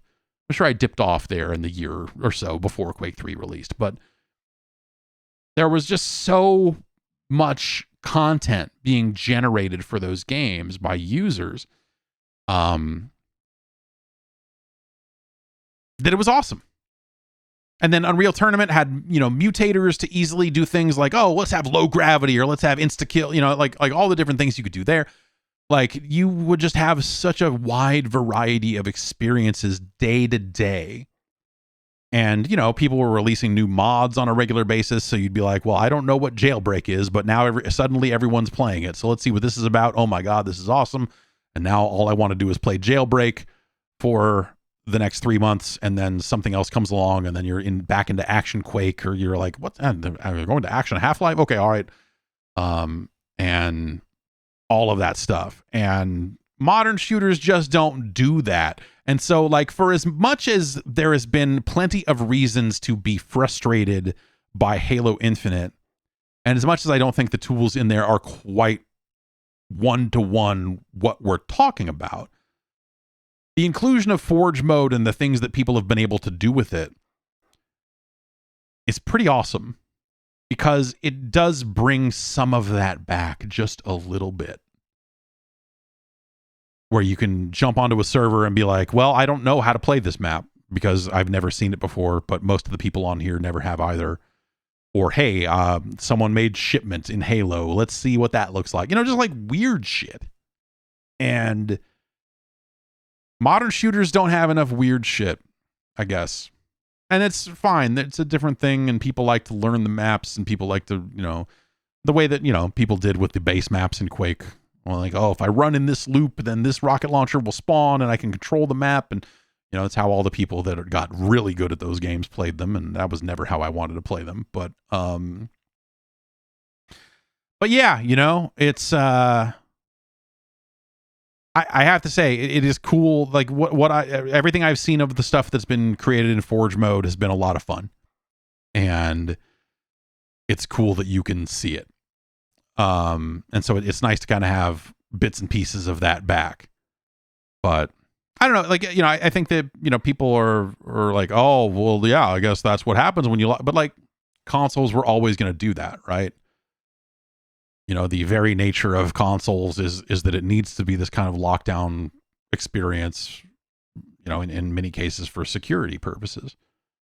And so the idea of like having full-fledged, wide open mod tools for a game that plays on console, it's just not, you know, the business changed.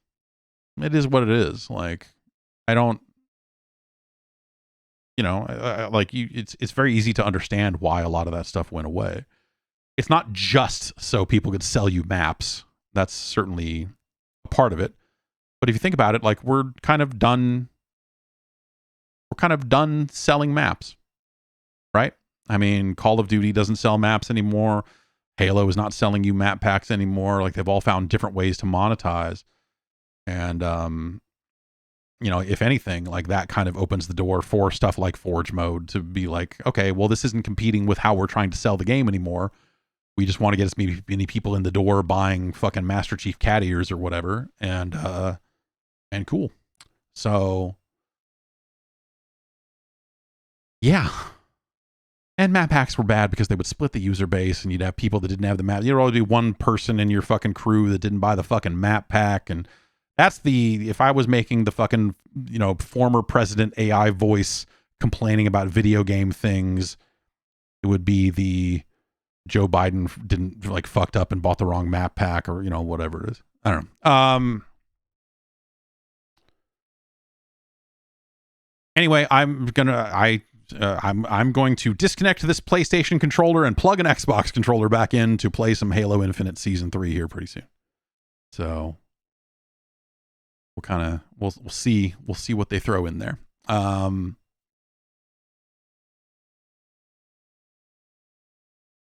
Counter-Strike 2. It's hard for me to even say it without, like, laughing a little bit.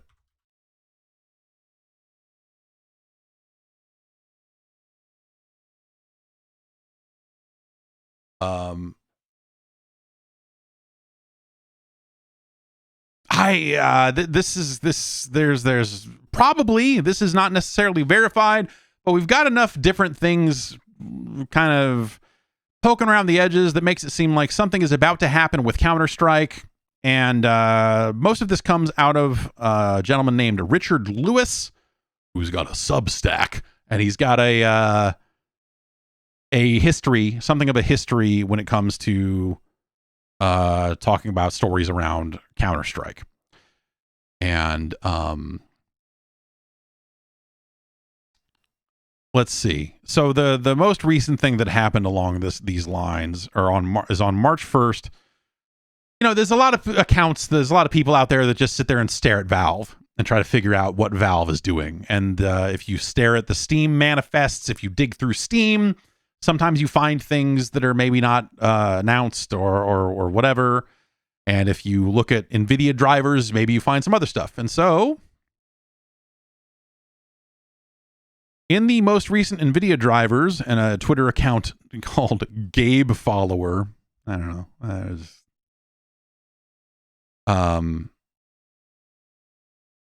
discovered references to executables known as CSGO S2.exe and CS2.exe, profiles that reference just straight up Counter-Strike 2.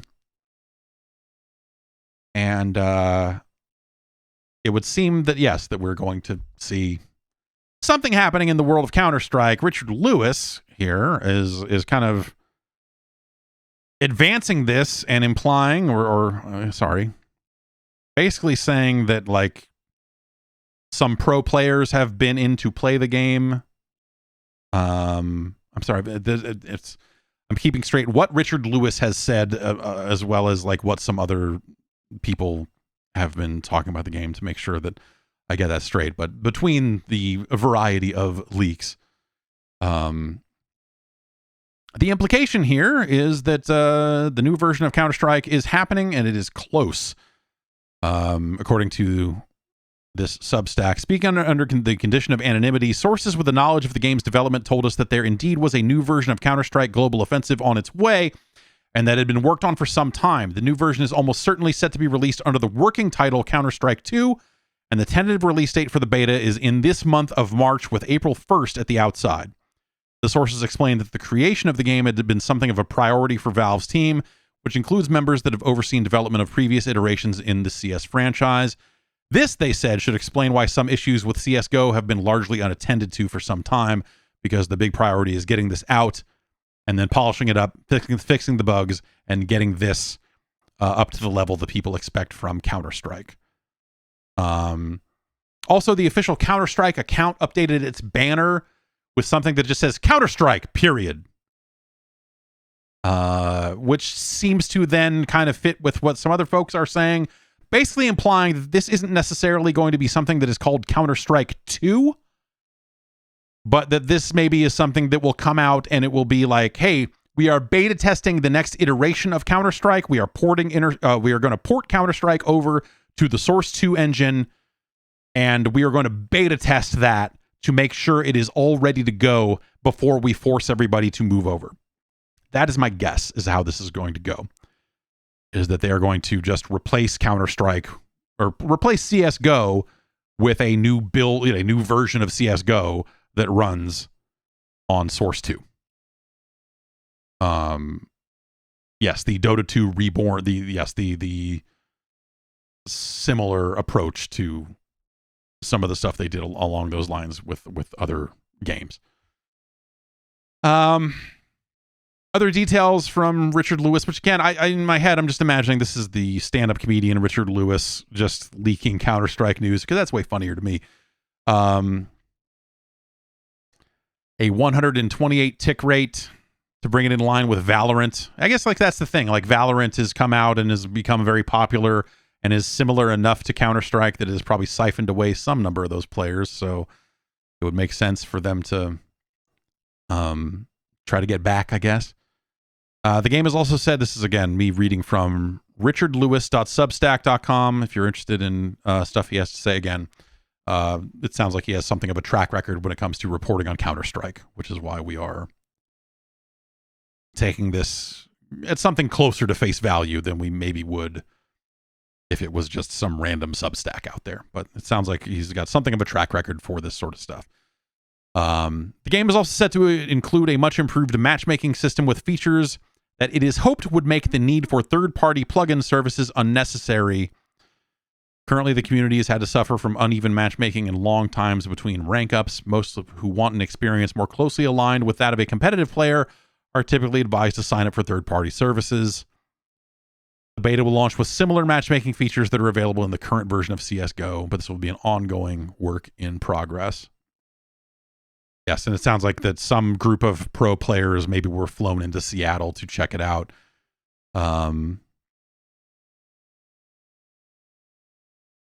So we'll see. Like, yes, that is kind of the question here at the end of this article. But other than he has updated it to say Valve has declined to comment on the story at this time.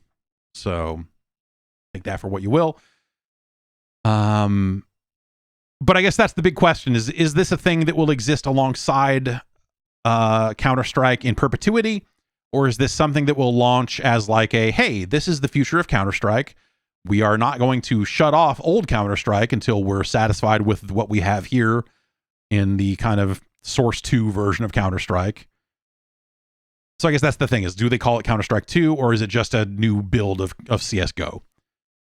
My guess is that this ends up just being something that they just eventually refer to as CSGO, but it probably launches under some other name as a beta, as something you can opt into, as a, hey, you can go check this out and absolutely play it and help us get where we need to go as it's in beta and whatever else. And, you know, will we have DE Dust 3?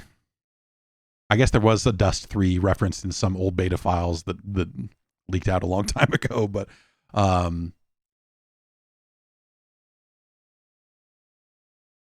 I am interested in this. It's weird. I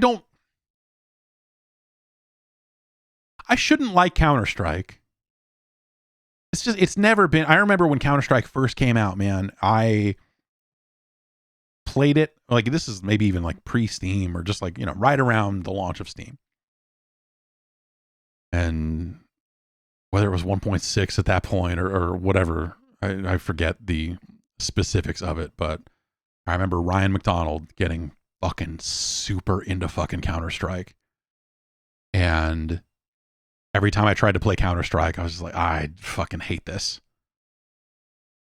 Because just fundamentally, I like games where you get to keep playing. Round-based shooters where you get eliminated and then have to wait for a new round or spectate until it's, you know, like that sort of stuff. I want to be able to respawn and keep playing. It's the same reason I don't like playing poker, because I don't like folding. I'm there to play the game. And so, you know, I'm not there to fold and watch other people play and wait for my moment. I want to keep playing. So whenever I play Counter-Strike, I almost exclusively play gun game, because you can respawn in that mode. And so I like Counter-Strike. I just don't like actual Counter-Strike. I don't want to fucking plant bombs. I don't want to fucking defuse bombs. I don't want to do this fucking objective fucking shit. Let me get in there and fucking shoot. And if I get shot, let me keep shooting. Fuck it. Let me respawn. And I never could get into Counter-Strike, especially back then when, you know, just free for all regular ass deathmatch was kind of the thing still. It was before team deathmatch kind of took over.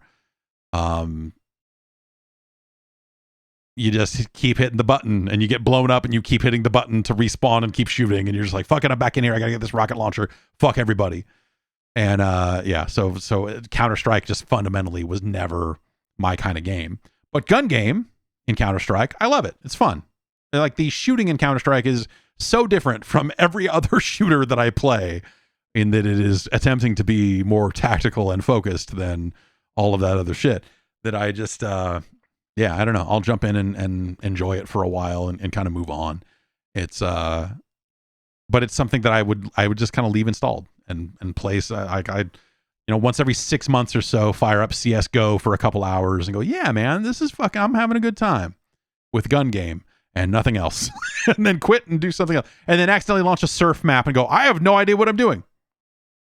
I don't understand what surfing is. I don't understand how any of this works. I don't know what I need to do. I need to watch a video or something to figure out what the fuck I'm actually doing here. But yeah, I can't, I don't know how to surf. So we'll see what the future holds for Counter-Strike. And, you know, I don't know. They did, like, they're also planning a fucking TF2 update, right? Like, after a long time of people being very frustrated about the state of Team Fortress 2, it sounds like they are trying to push forward there too. And, you know, if they intend to keep these games running and keep these games popular, then that's the stuff they need to be doing, right? So hopefully they will fix all the stuff that people are angry about in TF2. And then they just released a new Dota hero. I guess I just like what is Valve really doing? Do you ever wonder?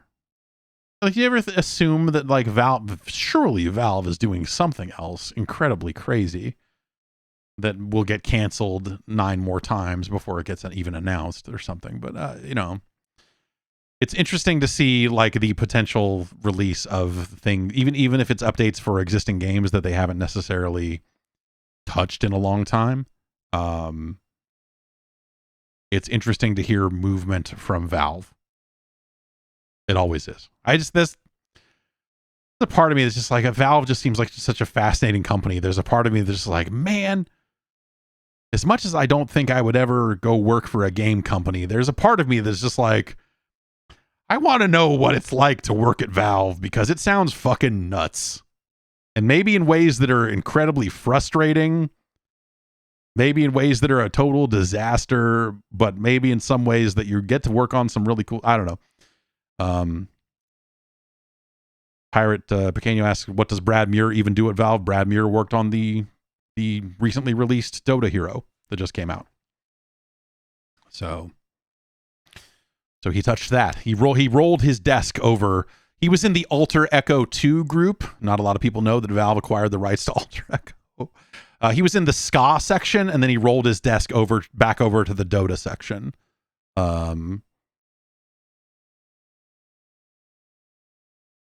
Valve's going to release a new wave of ska, I'm told. That's their next project. While we're talking about new game announcements, wait a minute. Yes, Cities Skylines 2. Video Games Chronicle has taken this story down. It is 404ing. I don't know what happened here. Well, there's a bunch of other stories up, so I don't. Okay, yeah, Paradox did announce it. I had a link to VGC's version of the story, but it's too hot for the internet. Anyway, Kotaku was a bunch of people are also reporting it. Paradox had a series of announcements, and one of them was Cities Skylines 2, which is a sequel to City Skylines, which I am flabbergasted to learn is 8 years old. I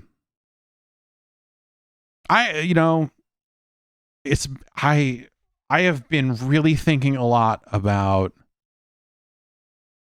reinstalling SimCity 2000 and playing a lot of SimCity 2000. City Skylines was an awesome city builder that came out at the exact right time, because if you remember, so that game's 8 years old. And the last SimCity just hit its 10-year anniversary back on March 5th. So we are 10 years and 2 days since the release of the last SimCity game. And so a couple years passed, and SimCity remained on fire for that entire 2 years. And then Paradox, and they came around and said, like, hey, we got this Cities Skylines game. Maybe you want to check it out. It does not require a server connection. I know that's bold. And City Skylines felt like a breath of fresh air by comparison. And so I played a fuckload of City Skylines when it first came out. Yes, no, Chocobo Exodus is right. Traffic in City Skylines is just frustrating to learn. There are parts of that game, there are parts of City Skylines that are frustrating. There are parts of that game that made me stop playing it eventually. And obviously they eventually, started selling a bunch of add-ons and as you do. And I had forgotten about the last SimCity. And now here we are 10 years later. And there was an article about it that someone wrote for the anniversary, kind of talking to some of the people who were there when it launched, and how, like, oh my God, the servers don't work. Oh my God, this whole thing's broken. And So like their one chance to get in front of the public and say, no, actually this server stuff is enabling some cool things that we think you will enjoy. The servers didn't work. And so any hope they had to get people on board with the thing they were doing was completely gone 20 minutes in, an hour in, whatever it was. People were already kind of unhappy with the general idea of a SimCity game that required a server connection. And that was the game that they made like, oh, well, there's fundamentally, it's impossible. The game is so intertwined with the server stuff. There's just no way for us to do this. And then someone hacked together a way to play it without the server. And that was a whole frustrating situation as well. And just the EA of 10 years ago, we talked about the EA of, maybe more like 13, 14 years ago, the Dead Space rebooting Project $10 EA. I feel like this always online SimCity was maybe balled up in that stuff as well, of just like, well, let's get people to not pirate SimCity. And then someone hacked a way to make it run offline, and then you almost had to pirate it to fucking even play it. And there were aspects of that SimCity game that were not terrible. Like the act of building a city and doing that sort of stuff was okay, but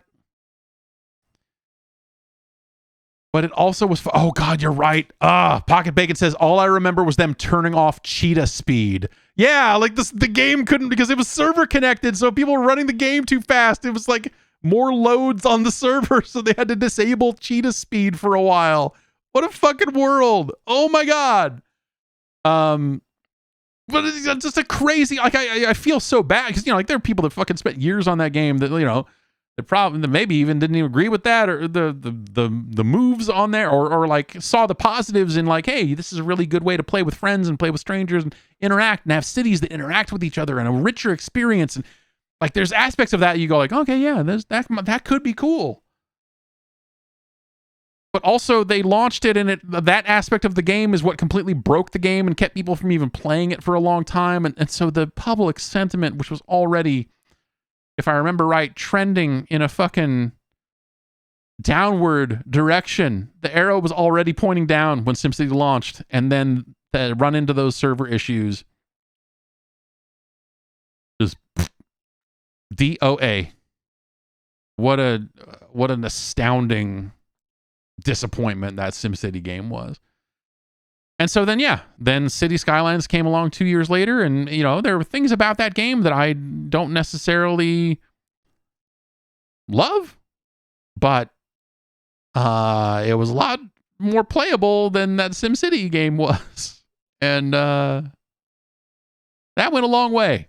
And then they were like, oh, by the way, it's got Steam Workshop support, or it's got this, it's got that, so people are just making a lot of cool stuff for it. And yeah, so I, as someone who has not necessarily kept up with City Skylines over the course of them releasing a lot of content and doing a lot of stuff over the years, I have good feeling about City Skylines when I think about that first game, because I did play quite a lot of it originally and had a pretty good time with it.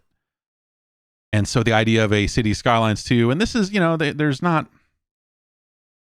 there's not much information here. What do we have here? This is a paragraph that Kotaku pulled out from the press release. A modern take on the city building genre, City Skylines 2 lets players create and maintain cities that come to life like never before, complete with fully realized transport and economy systems, a wealth of construction and customization options, and advanced modding capabilities. Revealed during the Paradox Announcement Show 2023, City Skylines 2 evolves the city building genre further, letting players build the cities of their dreams with the most open-ended city building sandbox on the planet. Yeah, that's there's not a lot of detail there. Advanced modding capabilities is a cool thing to hear, I guess, right? So,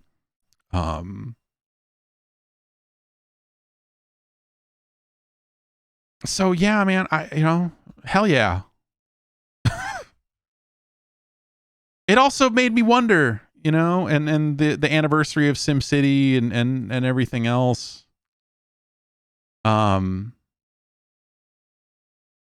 It makes you wonder, do you think that EA will ever make another SimCity game? Like another proper SimCity game? Do you think they tiptoe in? Have they done a mobile game? Have they done a mobile SimCity game? That seems like something they maybe would have done in the years since, but perhaps not. But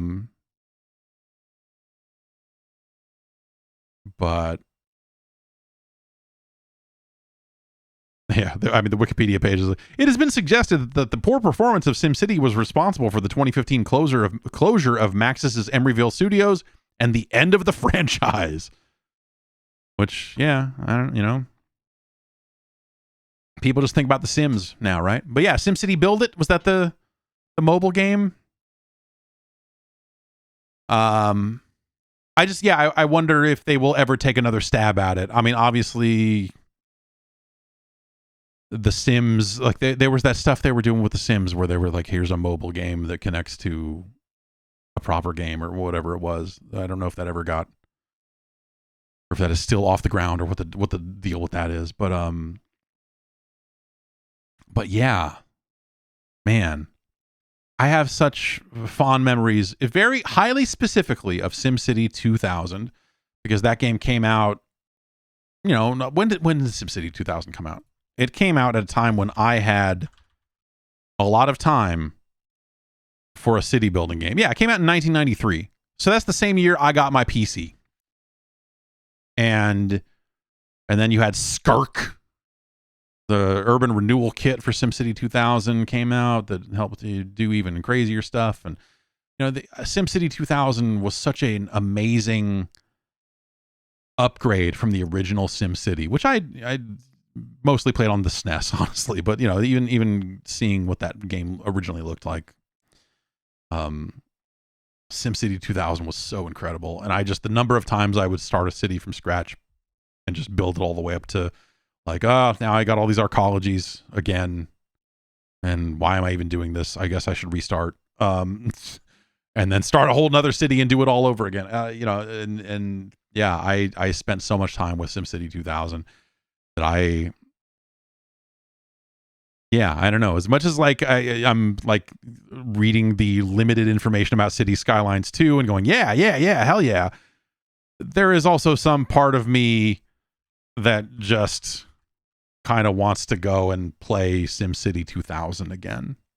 I don't know. It was the right level of complexity. It was the right level of fun, the right level of control, I guess, is maybe what I would say.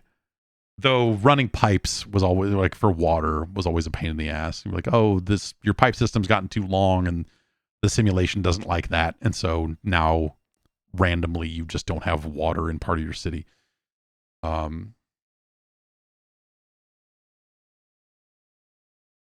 But yeah, man, I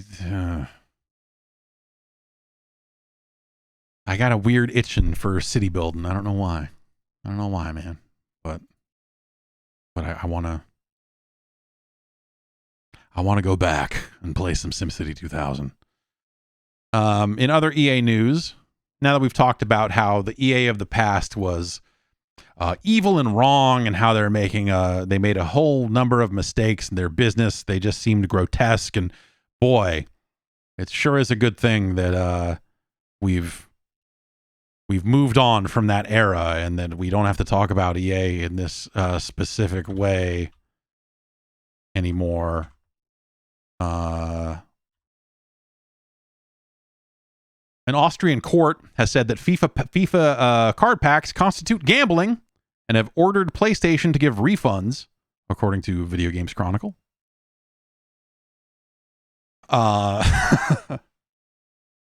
This is according to a site called Games Wirtschaft, which is a great name. And so I guess back in 2020, a handful of Austrian FIFA players sued Sony, not EA. They sued Sony for basically allowing their kids to buy these packs, and how a lot of money has been basically gambled away. The suit, according to Video Games Chronicle, the suit alleged that the plaintiffs, including one minor, had gambled away over 400 euros on the football simulator. and that the ability to spend money on FIFA's random pack system violated the country's gambling laws, and they sought to hold Sony liable, which, you know, Sony runs the store. So that's why you go after Sony, because of like their refund policies, or they're the ones doing the transacting or whatever, even though obviously this is, you know, EA calling the shots on how this stuff is built. And according to this report, Sony has been ordered to repay 338 pounds, or euros, and that Sony has not responded to the judgment. According to the court, due to the contents of FIFA's loot boxes having the possibility of being worth more or less monetarily than the value of the pack itself, thus theoretically offering a financial benefit to those lucky enough to receive a valuable item, they violate the Austrian Gaming Act. That's what AGA stood for all the time. When you know, you got your upgraded Amiga, it came with the Austrian Gaming Act pre-installed. So yeah, obviously not the first time that someone has come after FIFA Ultimate Team, and yeah, the idea of Sony being asked to repay some amount of this money. It's not about the amount of money; it is about the precedent involved. Whereas I think the minute Sony says, okay, here's your 338 euros back, I feel like everyone fucking just like goes, huh, what? Turns their head in that direction, goes, oh, fuck yeah. And then it is open season on that shit in a way that probably decimates this whole thing. So yes, it's 338 euros because it's a small court in where, Hamburg? Hermagor. In the district of Hermagor in Austria. We are learning a lot about Austria today.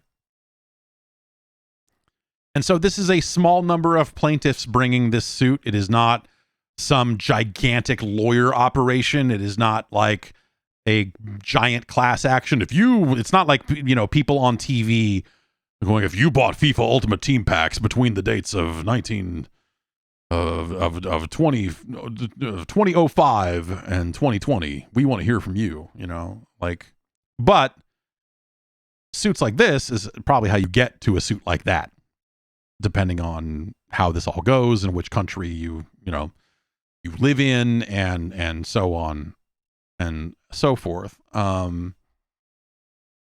VGC also acknowledges that, yeah, I forgot about this, but yes, in like Benelux and some of these other places, like, you cannot buy Ultimate Team packs because the laws there have ruled against that sort of stuff. And they also note, Electronic Arts said earlier this year that FIFA 23 is pacing to be the biggest title in franchise history.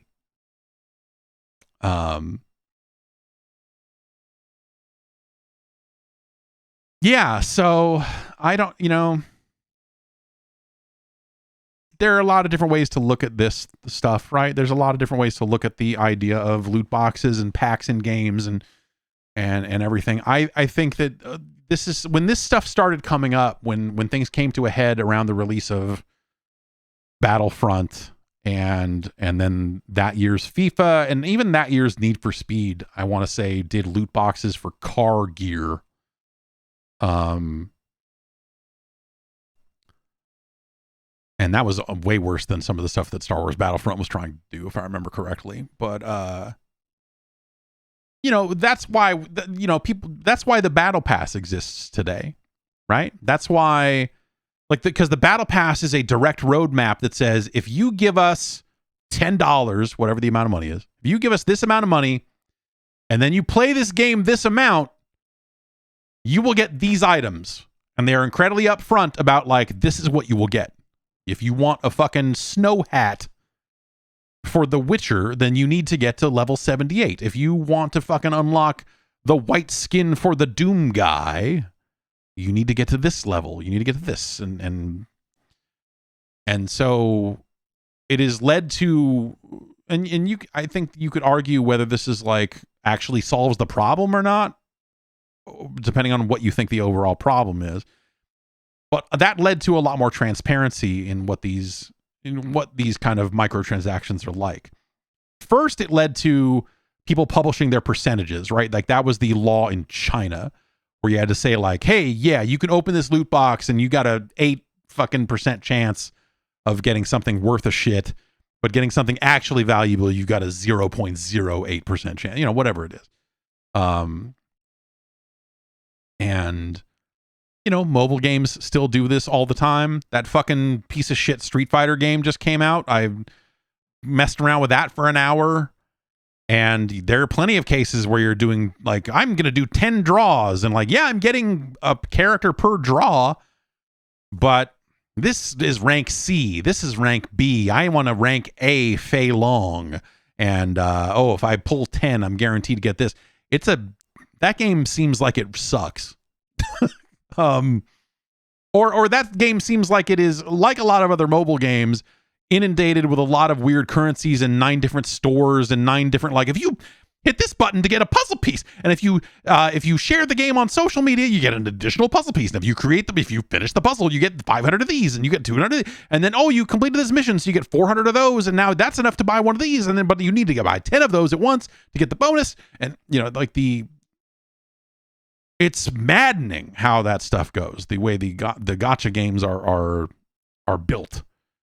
Because none of it is straightforward. If that game was straightforward in terms of like, hey, you're going to play this to unlock this, and then you can push this button and it'll be a random pull, but like that's kind of the full thing, that'd be fine. It's the part where it's like, you click on 20 different screens and we're running a special limited promotion on over here. If you buy this now, you'll guarantee to get this. If you spend money in the first 7 days after you download this game, we'll give you Chun-Li for free. And like the number of different fucking dumb fucking things all happening at the same time.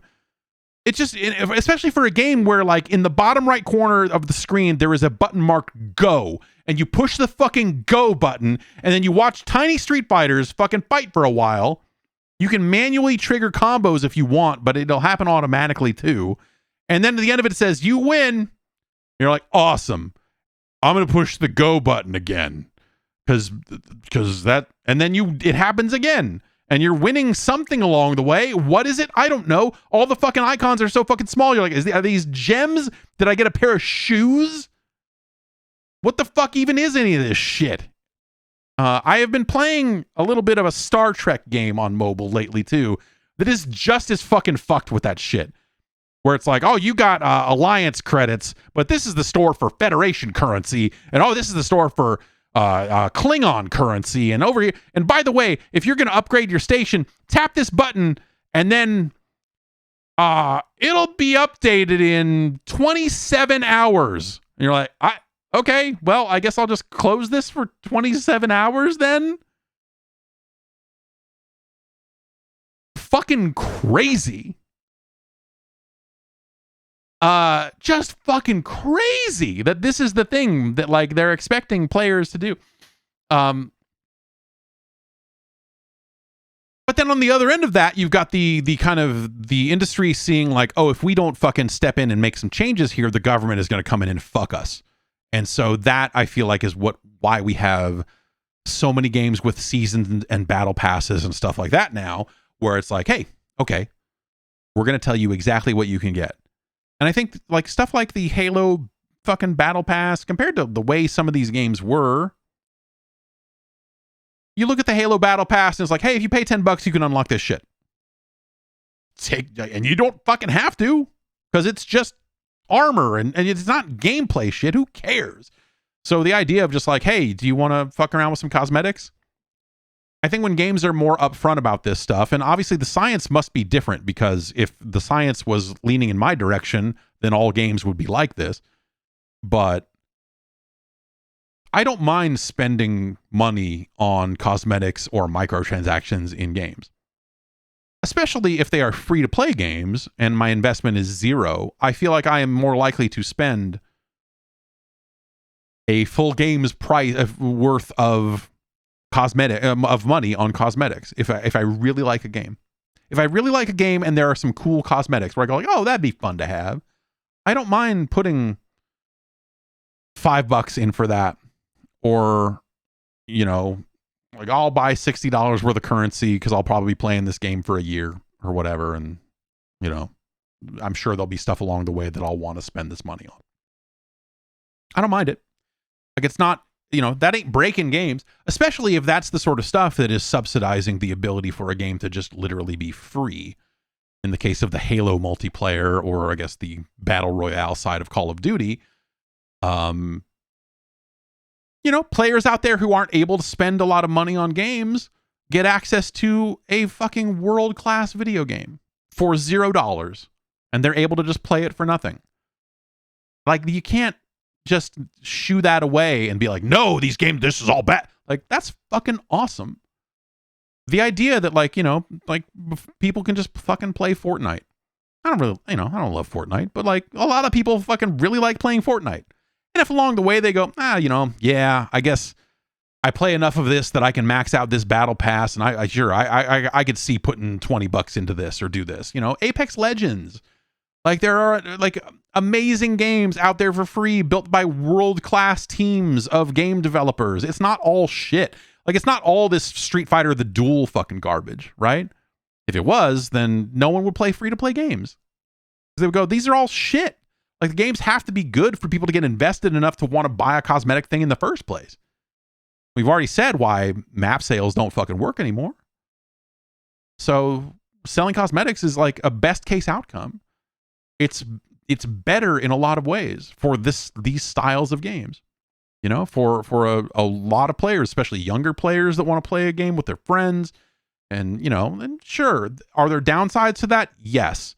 Are there situations where players are getting, especially younger players, are getting peer pressured into buying skins that, because they don't want to look like a default character? Sure, yes. There are absolutely aspects of these games that, that sometimes get a little sideways. But that's much better than if you had to pay, I don't know, a subscription fee to play some of these games because they last for years and years, or if you paid one price, but then they also sold loot boxes and you're just like, well, I'm going to open this and I'm either going to get a fucking gray pickaxe or Goku, and I'm going to keep pushing this button until Goku pops out. Like, I can't fucking fault, that seems like a good thing for a lot of people out there. If you're the sort of person that always is used to paying full price for games anyway, and then for you specifically, then maybe you look at this as a negative thing. And people do. People look down their nose at a lot of games with seasons and battle passes and live games, and there's a lot of stuff like that, especially in an era when those games can just get shut the fuck down. And there's a mess with that as well sometimes. But God, it's hard for me to, really hate too hard on some of that stuff when I look at the number of games, the number of high quality games that players just get access to for free. And they're not forced to spend any money. They're not forced to, they don't have to buy the battle pass. They don't have to buy all that shit. These free-to-play games on mobile that are like always throwing things in your face and like, hey, like this Star Trek game that is like, hey, you can push this button to take 3 hours off your wait time. So instead of 27 hours, it'll be more like 24. And you're like, oh, well, yeah, okay, that's not enough. But and then they have things in their store that are $100. And I looked at it and like, I'm not even sure what I'm buying here because there's so many different currencies and so many different things. And that game, that Star Trek game, has player versus player combat as well, which leads to a situation where you're like, oh, if I spend money and speed up all these timers, then I can get more powerful, and then I can go back and fuck that guy up. Or fight this, or I'm in an alliance, and so to be in the alliance, they need me to donate a bunch of credits, and I don't have enough, so if I spend money, I think I'll get some that way, and I can do that, and then I can contribute to the alliance more. And so the peer pressure gets kind of ratcheted up an additional notch with some of those games. And so, I think like on PC and console, we just haven't seen as much of that. That said, this Star Trek game is available on PC. It's not just a mobile game. It started there, but I think you can download a PC client for it. And it's gross. And also on top of that, it does pulls of like, open the officer chest. And like, oh, I got 2 shards for Captain Kirk. How many do I need to unlock Captain Kirk? Like 400? Great. I'll just keep grinding this currency for the next year and a half. I don't even know what the fuck I'm doing. What the fuck am I doing? You know, like that stuff gets fucking silly.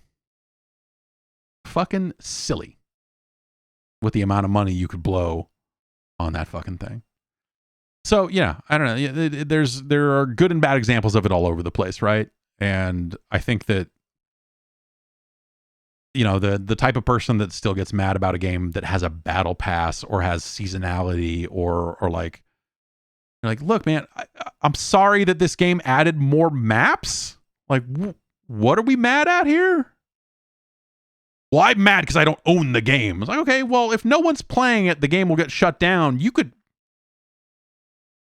There are a lot of multiplayer-focused games that I own that I still can't play because no one else is playing them. Like, theoretically, could someone? Sure. But that's not going to happen. So it's just it's a weird set of arguments around that stuff, I think, sometimes. And I don't know. So what's this person? Boys 1999 says, nah, battle passes suck. Awful FOMO exploitation. Sure, yeah. If you're a sucker and you allow that to happen, or if you're a child, as I said, I think there are examples of like that stuff that can go wrong. But I think if you are a responsible parent that is doing well with your child and all of that, and if you know, I think there's a totally responsible way to do that sort of stuff. I think, you know, purchase limits, all of those things around the edges, like there are ways to handle that stuff properly. And it's a gigantic step up from the stuff we're actually talking about here, which is the FIFA Ultimate Team loot box. And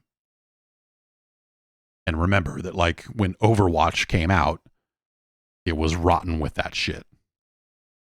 You know, it was just like, hey, I don't know, buy some random loot boxes. What are you going to get? I don't know. If you open enough loot boxes that have repeats, you can turn them into gems and then unlock the one you want at a rate that is not commiserate with the, you know, the way you're opening these things. Like, you know, are things perfect? No. Are we in a significantly better place with a lot of that stuff in a lot of major games than we were before? Yes, absolutely. Things have improved. But EA has refused to change on that front because of how much of their entire company is propped up by this. So the last thing in the world EA wants to do is do away with these card packs. And as long as they can kind of point at some of this stuff and say, no, they're card packs. They're just virtual card packs. I mean, people buy card packs in real life and you don't freak out about that. Why are you freaking out about this? And all the other things they can try to do to try to make this not seem like gambling, but well, it's close enough to gambling. Is it literal gambling? Can you extract the dollars out of the system after you get the cards? Not without jumping through some hoops and doing some very sketchy stuff, I'm guessing, these days. But I mean, that was one of the things driving account hacking on Xbox and stuff like that, was people trying to steal people's FIFA accounts and get the cards away and trade the cards around and do all this other shit, right? So it'll be interesting to see, you know, if this specific case, because this is not the first time we've talked about FIFA Ultimate Team in this context, but it will be interesting to see if this case in Austria results in any further action along these lines. Or if Sony fights it and fights back and says, no, we're not going to pay these 300 euros back. Because if enough people pressure Sony on this, and, you know, make no mistake, these console manufacturers are probably making money hand over fist on their cut of the Ultimate Team packs. They're benefiting as well. They're not totally blameless in this. But if Sony has to suddenly start issuing a bunch of refunds and has a bunch of heat on them, if it eventually probably gets too hot for them and they have to go to EA and say, you need to fucking stop this. or we're not going to let you sell, it's almost like a cyberpunk situation. Like, we're not going to let you sell this shit in our store because we keep having to issue refunds and chargebacks, and this is becoming a big problem. I doubt it'll get there, honestly, because I feel like this kind of stuff came and went, and so it's almost quaint to see it pop back up. But it is still a problem. It is still ongoing, and yeah, I don't know. I'll be interested to see if this leads to any other countries taking notice, if any other people take notice and try to make this happen, and where we end up with this. But I feel like if this stuff was going to go away, it would have gone away by now. That's it for the news. Why don't we get into your emails? podcast@gar.bike is the email address. You can send in your emails to me. I will read them, and they will get read. And then some of them will even get read on the show, which is double wild. Let's see here. Let me filter this properly. And Ben in Boston writes in and says, what was the most heartbreaking hardware failure you've ever suffered? Oh, man.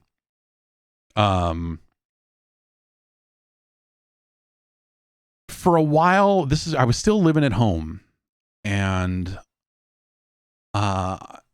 this maybe was when I had a 486 DX4 100. So we're talking probably mid 90s-ish, somewhere around there. I had a motherboard get fried. Like, I don't know why, I don't know what happened, but just like the PC stopped booting, and as I kind of traced it down, the motherboard fucking died, and I eventually rooted that out and figured, okay, that's the problem. And so I bought a new motherboard and moved everything over, and put the PC all back together, and it worked for like a day. And then the exact same thing happened. And I was like despondent because I had spent so much money, and like, this was before there were phones that you could use to get on the internet. And so a lot of my time was spent in front of that fucking computer. And like without it, I think my parents even noticed, like, I was like pacing around the house because I had fucking nothing to fucking do. I was just like, fuck, shit. I was so fucking mad. And so I had to buy another fucking motherboard. And I also bought at that point a UPS. Not because I needed a power, not because I needed like battery backup or any kind of like, oh, if the power goes out, I need to still have the computer running. It was specifically to condition the power. And I think what we figured out is like the power in the house, for whatever reason, was inconsistent in a way that like even with a surge protector and some of that stuff hooked up, it was still somehow fucking blowing out the motherboard. And so as soon as I bought a UPS and plugged all that stuff in, it was fine. It never happened again. And I don't know if there were just like surges in the power, or if there was just the lines were bad, or, whatever the situation really was. Because I had a PC for months at that point, and I had computers hooked up to that in that room for years before that with no problem like that. And so it was just a very confusing situation. I was like, what the hell happened here? And but yeah, so at that point, that was not our, we live in a overnight shipping, 2-day shipping kind of world, and that's a lot more normal now than it was all those years ago. And by all those years ago, I guess I mean literally 30 fucking years ago. Overnight shipping was, and it still is in most places, incredibly expensive. And like, it was more than the motherboard to do something like that. And so, I would have to place this order for this motherboard and then wait for like a fucking week for the thing to show up. And so I did that, did all the, then got it back up and running, and then it blew up again, and I had to wait another fucking week. That was an RMA at that point. So at least I don't think I had to pay for the second motherboard, but it was a process of like, well, now I got to ship a fucking motherboard back to get a new motherboard to get in. And so It fucking sucked, man. It sucked not having a working PC at that point. Because that was like, I was, calling BBSs, being on the internet in those kind of early days. Like that was becoming more of a social thing here and there with certain friend groups. And so I was just like fucking knocked the fuck offline. And no PC games, no calling BBSs, no dialing into my shell account, none of that shit. I was just like, oh, fucked. I am fucked. And it was bad. It was real bad. I was probably not a fucking very pleasant person at that point. You could argue that these are signs of addiction, but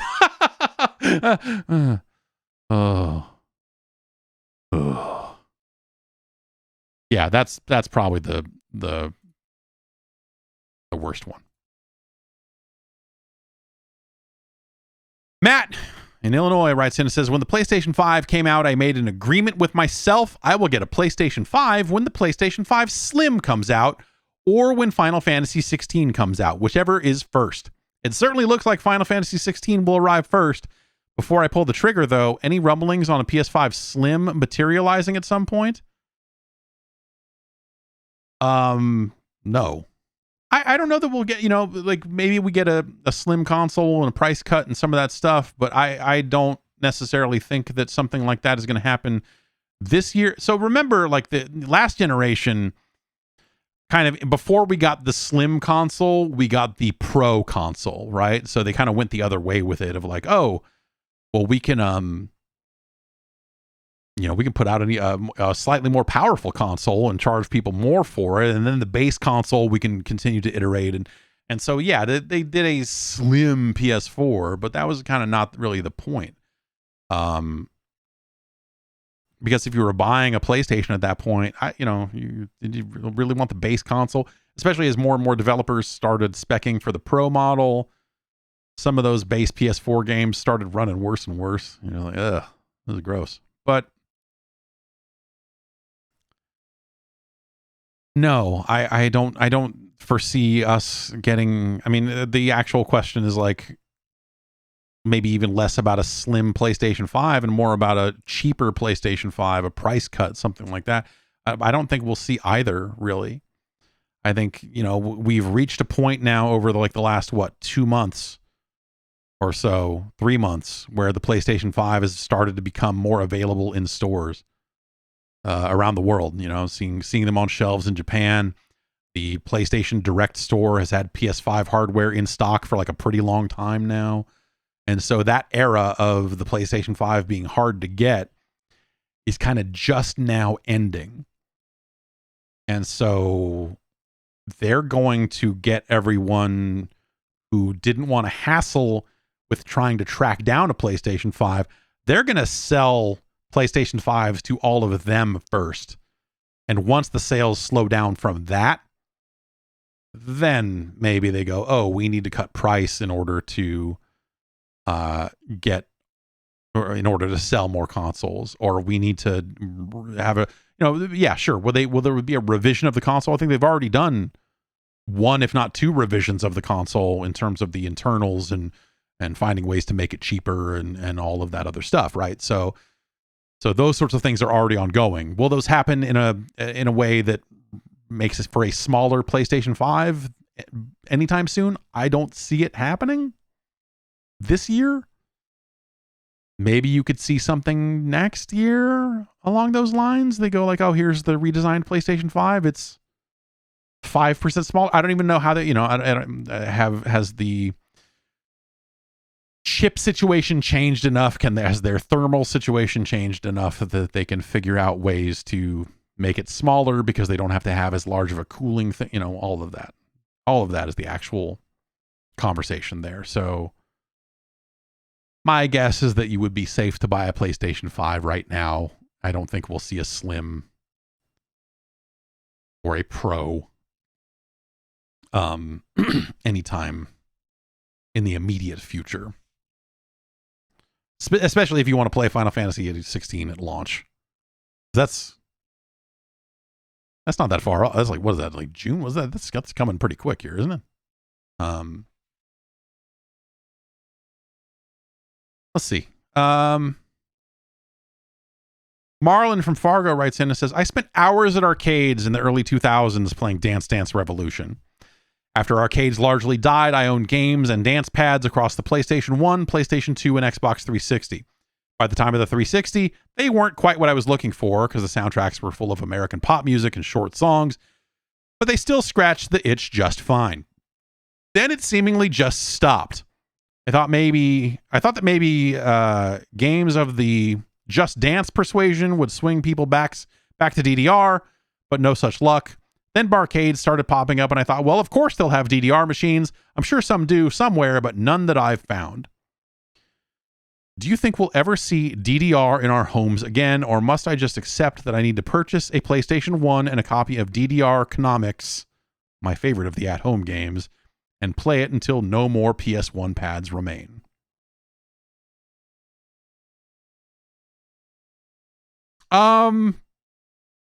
First, I'll say I think that having a DDR machine at a barcade is pretty crazy because drunk people playing DDR on all that hardware, they fuck it up. They spill drinks on it. They make a fucking mess.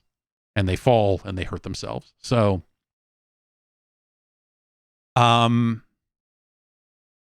my advice would be to look into the world of open source DDR style video games on the PC and buy yourself a nice USB friendly dance mat and try that out.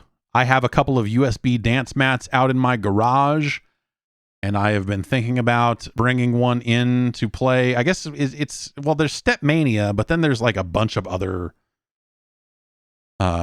there's a lot. I feel like there's stuff that has superseded Step Mania, but still plays all of those same files and charts and all of that stuff. So, I'm trying to remember. I just uninstalled it the other day. Because it was an old install.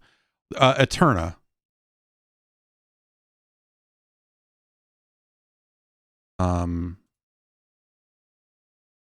Eterna is what it's called, right? Let me see if I can find it. Oh, I can't find it. Yeah, here we go. It's with 2 T's. EternaOnline.com. ETTERNA.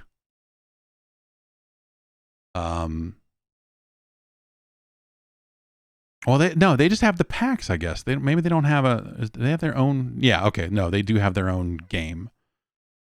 So there's Eterna that does that. There's I want to say Clone Hero, which is an open source kind of rock band, Guitar Hero kind of thing. I want to say that maybe that might also take some of these DDR charts, but I could be wrong. Anyway, point being, there are a number of things on the PC that will do that. You will have to supply your own music and charts, wink, wink, to get that stuff working.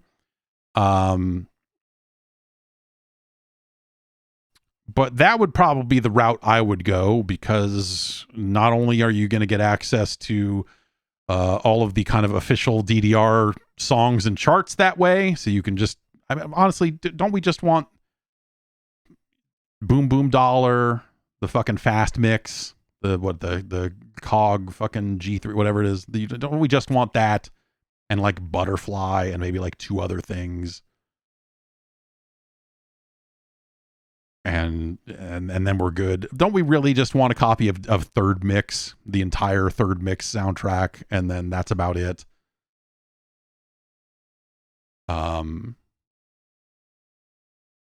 all I really want, is like 2nd through 4th. I'm the same with the original Garbage Pail Kids, 2nd through 4th. That's all I really want. And so, yeah, but also, you know, you can take your own songs if you've got your own MP3s or OGs or whatever the fuck format it takes. You could make your own step charts to it. A lot of people have put out weird song packs that you could probably get your hands on that would give you access to a bunch of material that you wouldn't find on these more modern DDR games. The more modern, the last batch of DDR games that came to the States, which that I'm same deal. Like I actually take it one step further, which is maybe borderline snobbish, I guess, but like I don't care about any DDR games that were released in the States because they fucked it all up. They named them differently, and so like it's hard to keep track of like what music is on which disc when you take the US naming conventions into account. And so I was always just like, yeah, give me fucking import copies of Third Mix, like Second Remix, and some of the other home versions for PlayStation, and I'm good. I have Dreamcast mats because a couple came out there. I have original Xbox mats. I don't think I have Xbox 360 mats, but I have like actual original Xbox DDR mats.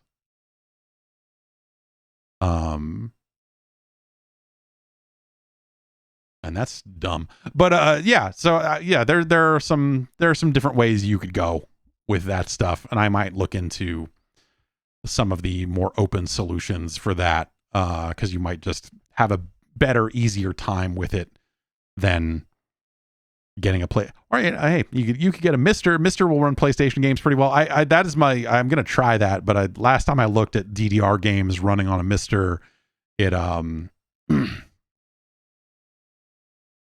the timing wasn't quite right. Like it was just a little funky and didn't work quite the way you wanted to. But that'll take a USB mat, so you could use a kind of universal USB dance mat on PlayStation DDR games at that point if you really wanted to go that route. Let's see. What else do we got?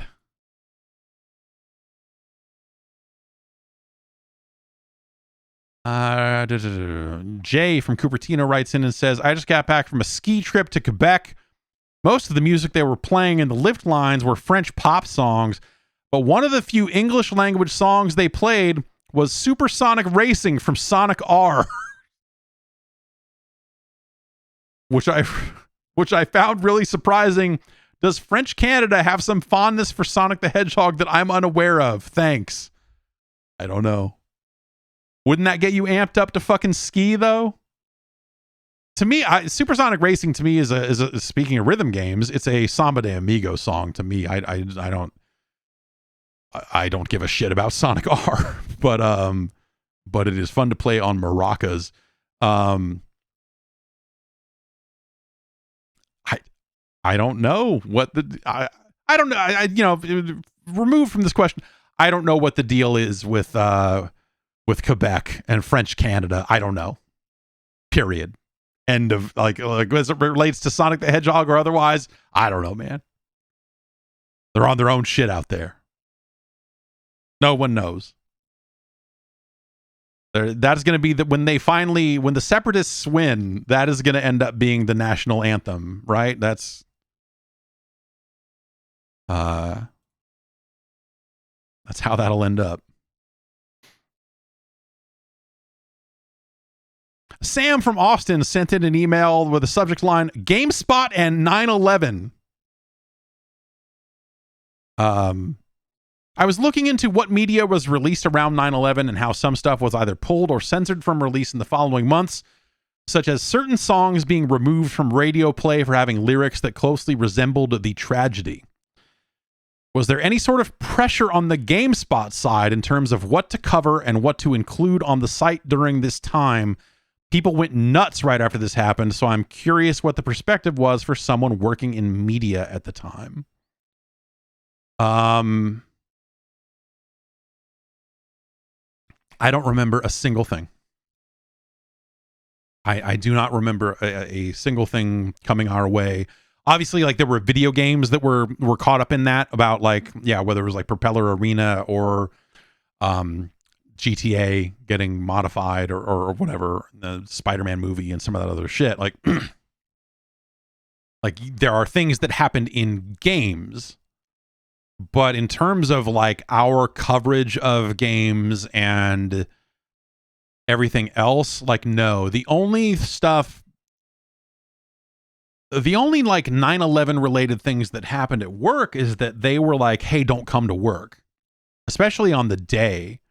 but for a little bit after, it was mostly just the day, but I think even maybe the day after or a couple of days afterwards, because it was San Francisco, and I think there was some worry about the Golden Gate Bridge being a big landmark. And so whenever there's like a big, well, I say whenever there's a big terrorist attack, like that's something that happens all the time, but like the messaging from the company, which was CNET at the time, was don't come to work, don't, especially if you live on the other side of the Golden Gate Bridge, like don't fucking get on the Golden Gate Bridge, like stay home, the office is closed. I think in fact on the actual day, I think they literally said you cannot come to work.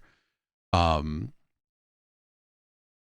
so I was living at home at the time, and I remember like my mom coming in, or maybe it was my dad, but anyway, I remember my parents coming in and waking me up, being like, you should turn on the news. Me being like, fucking, well, all right, okay. And then turning it on before the second plane had hit, and being like, and seeing that, and seeing the second plane hit, and being like, holy shit.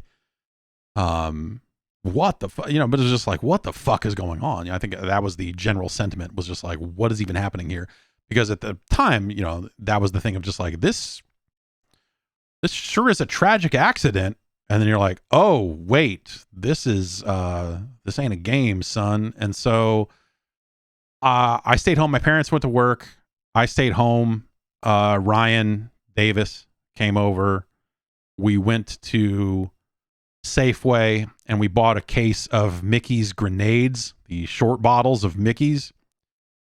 And when we went down there was a guy in a pickup truck with a big American flag hanging out the back of it, spinning fucking donuts in the parking lot, which was fucking bizarre for a number of reasons, but it was just like, oh, okay. And then we just went back and we sat in front of the TV watching the news and got fucking hammered. We spent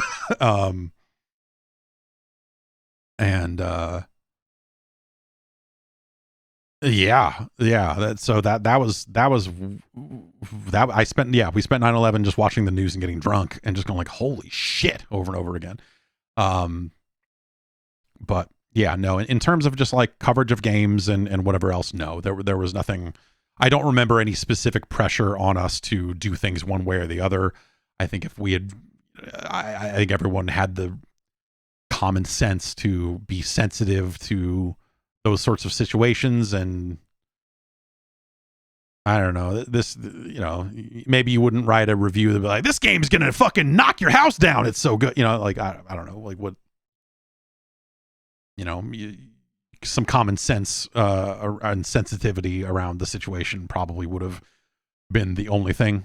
I think if someone had written something that had been like adjacent to that in a way that seemed kind of fucked up, someone would be like, we should change we probably shouldn't do this, and maybe we would have changed it there. But no, it didn't. But nothing in terms of the way we were covering games. Obviously, yeah, some games made changes, and movies and albums and some other stuff happened, but like us specifically, we didn't really have any sort of, there was no mandate to like, don't cover games with planes. There was, shit, I was on a plane like 3 days after that. That was the other thing, is like, I've said it before, like 9/11 happened right in between, if I remember correctly, it was ECTS and Tokyo Game Show, or maybe Space World, but basically like I had just spent 2 weeks in London and come back from covering ECTS, and I stayed there for a while afterwards because a friend of mine was an exchange student over there, so I hung out with her for like a week after that show.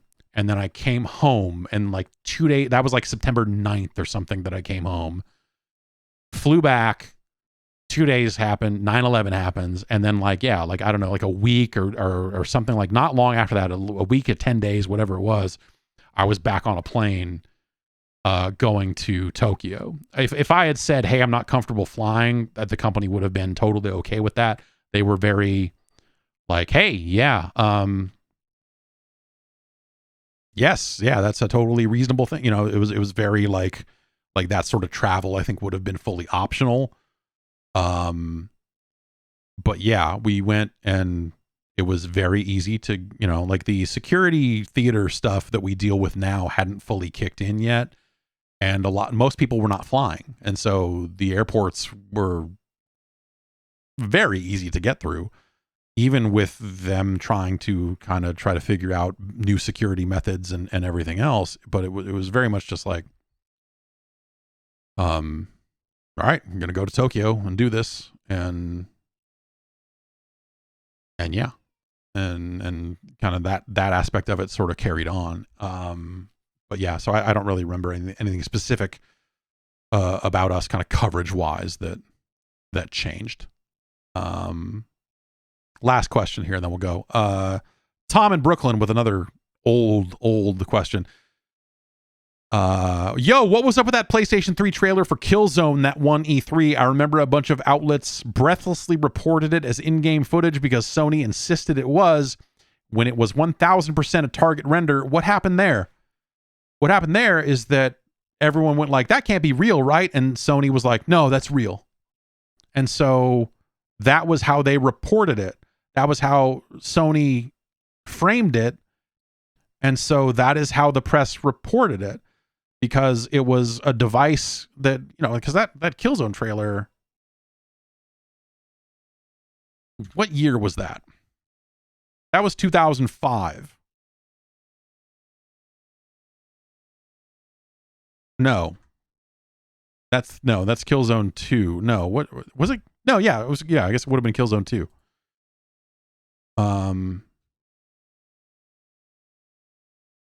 So that was 2005.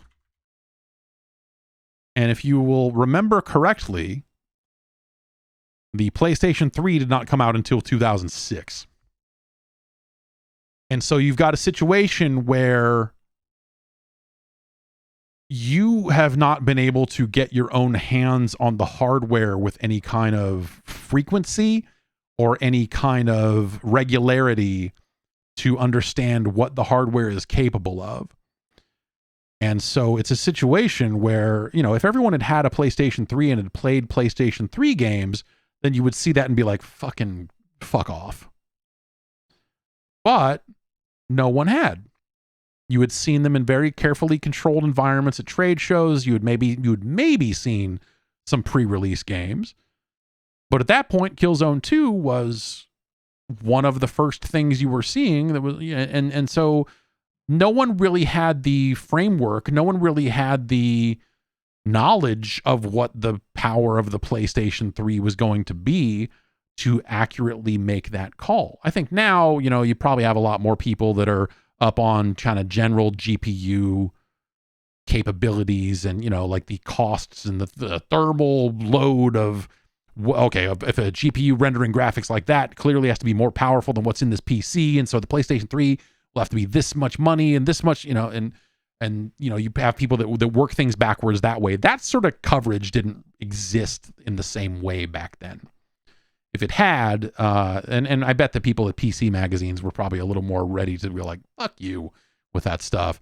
But even I think on our end of things, we were already saying, fuck you. It's just not real. There's just no way that game's going to look like that. That's pre-rendered. That's what a target rent, whatever you want to call it.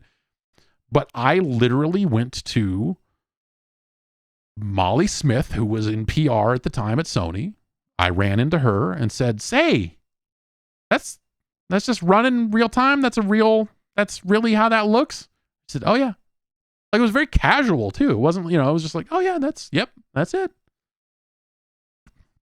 Okay. That's what they're saying. Like, that's literally, I literally had that conversation with the head of PR at Sony, so what are you supposed to do at that point? Right? Especially, it's like, okay, well, the company is saying this, and you're reporting it as, this is what the company is saying.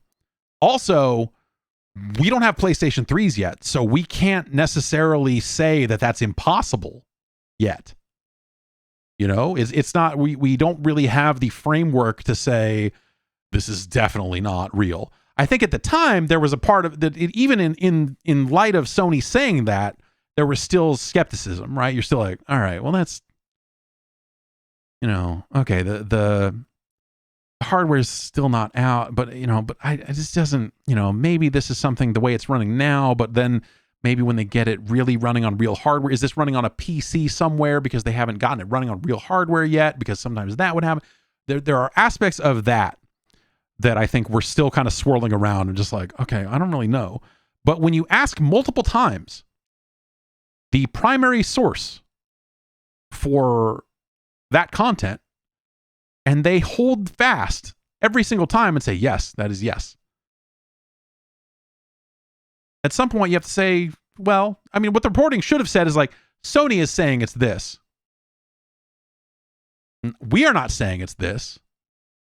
But the word is from Sony, who we asked directly, that this is all running in real time. And that's all it would have taken, that's the press could have kept themselves at arm's length that way. I don't know that was how the press approached it. I don't know how GameSpot approached it. I don't really remember that end of it, but I don't know. We always approached video game companies with a certain amount of distrust because, that's the business. And so I think there was still an aspect of it that was like, I don't know that I believe them, but also I don't, I can't come out and say this is bullshit. There's no way, because I don't have that framework. No one reporting that had that framework, and all you really had was Sony specifically telling you to your face, yes, that's real. And so I can't really look at it as a pure failing of the press. I could look at it as like, this is indicative of like, the press needed more people that had hardware savvy at that time. And we did not have it, generally speaking, especially on the console side. There like the PC GPU stuff was, people were getting smarter and smarter around that all the time. But when it came to consoles and new consoles and all this stuff, you're just like, well, I don't know. We don't have the, I don't have the, I reviewed games that were out. So I didn't really spend a lot of time focusing on that end of things. And here we had an unreleased console and a trailer for an unreleased console. And you kind of can't, it's, very few people were probably in a position to call them out on it credibly and say, here's why we think this is bullshit. Instead, all you can look at is go like, this doesn't line up to me, but I can't quite write, I can't really write a factual article as to why this is bullshit. It's more just like, well, I don't know. This is what what I can tell you is that this is what they are saying. This is what they are saying, and presumably they would know. But I don't know what the situation was there. I don't know. Like, that seems like someone maybe has done the deep dive on how that happened. I would assume, like, go talk to people at Gorilla that were there at the time, or whatever. But like, was there a concerted effort internally to say, yes, this is real time because they thought that that's what they could do? Was there a miscommunication between the developer and Sony? Like, was Gorilla saying this is all real? Was Gorilla saying this is what we think we can achieve this on the PlayStation 3? Was it like, hey, this is a target render, but we're pretty sure we can get there? Or like, what were the series of events that led to the US PR team being like, yup, it's the realest shit. That's real. That's how it looks. I don't know. But yeah, it was an awkward thing, because it's because you kind of have to report it because, again, that's what they're going on record as saying. And so are they lying? Did they deliberately go out of their way to lie? Did they bend the truth because they were pretty sure that that's where the game was going to end up visually when they were done? Or was there some miscommunication where there were people internally that were just like, fucking, you said what?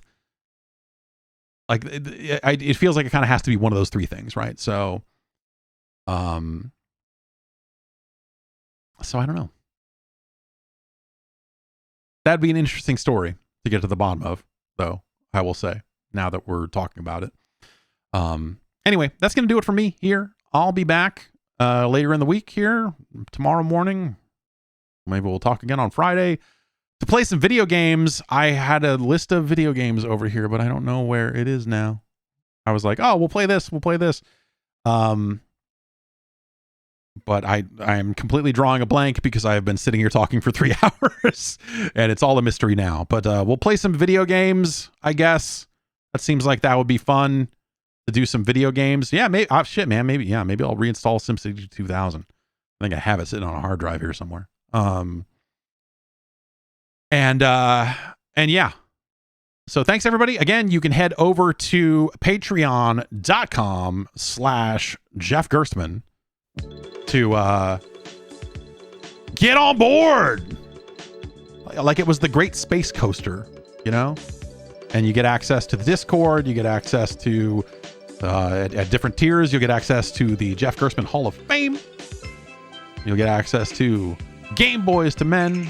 New episode of that should be hitting, well, we're recording it this week. Hopefully I'll be able to turn it around real quick and get it out to you. Unless a bunch of stuff needs to be edited because it's too hot. I don't know. But yes. Go check out the Patreon.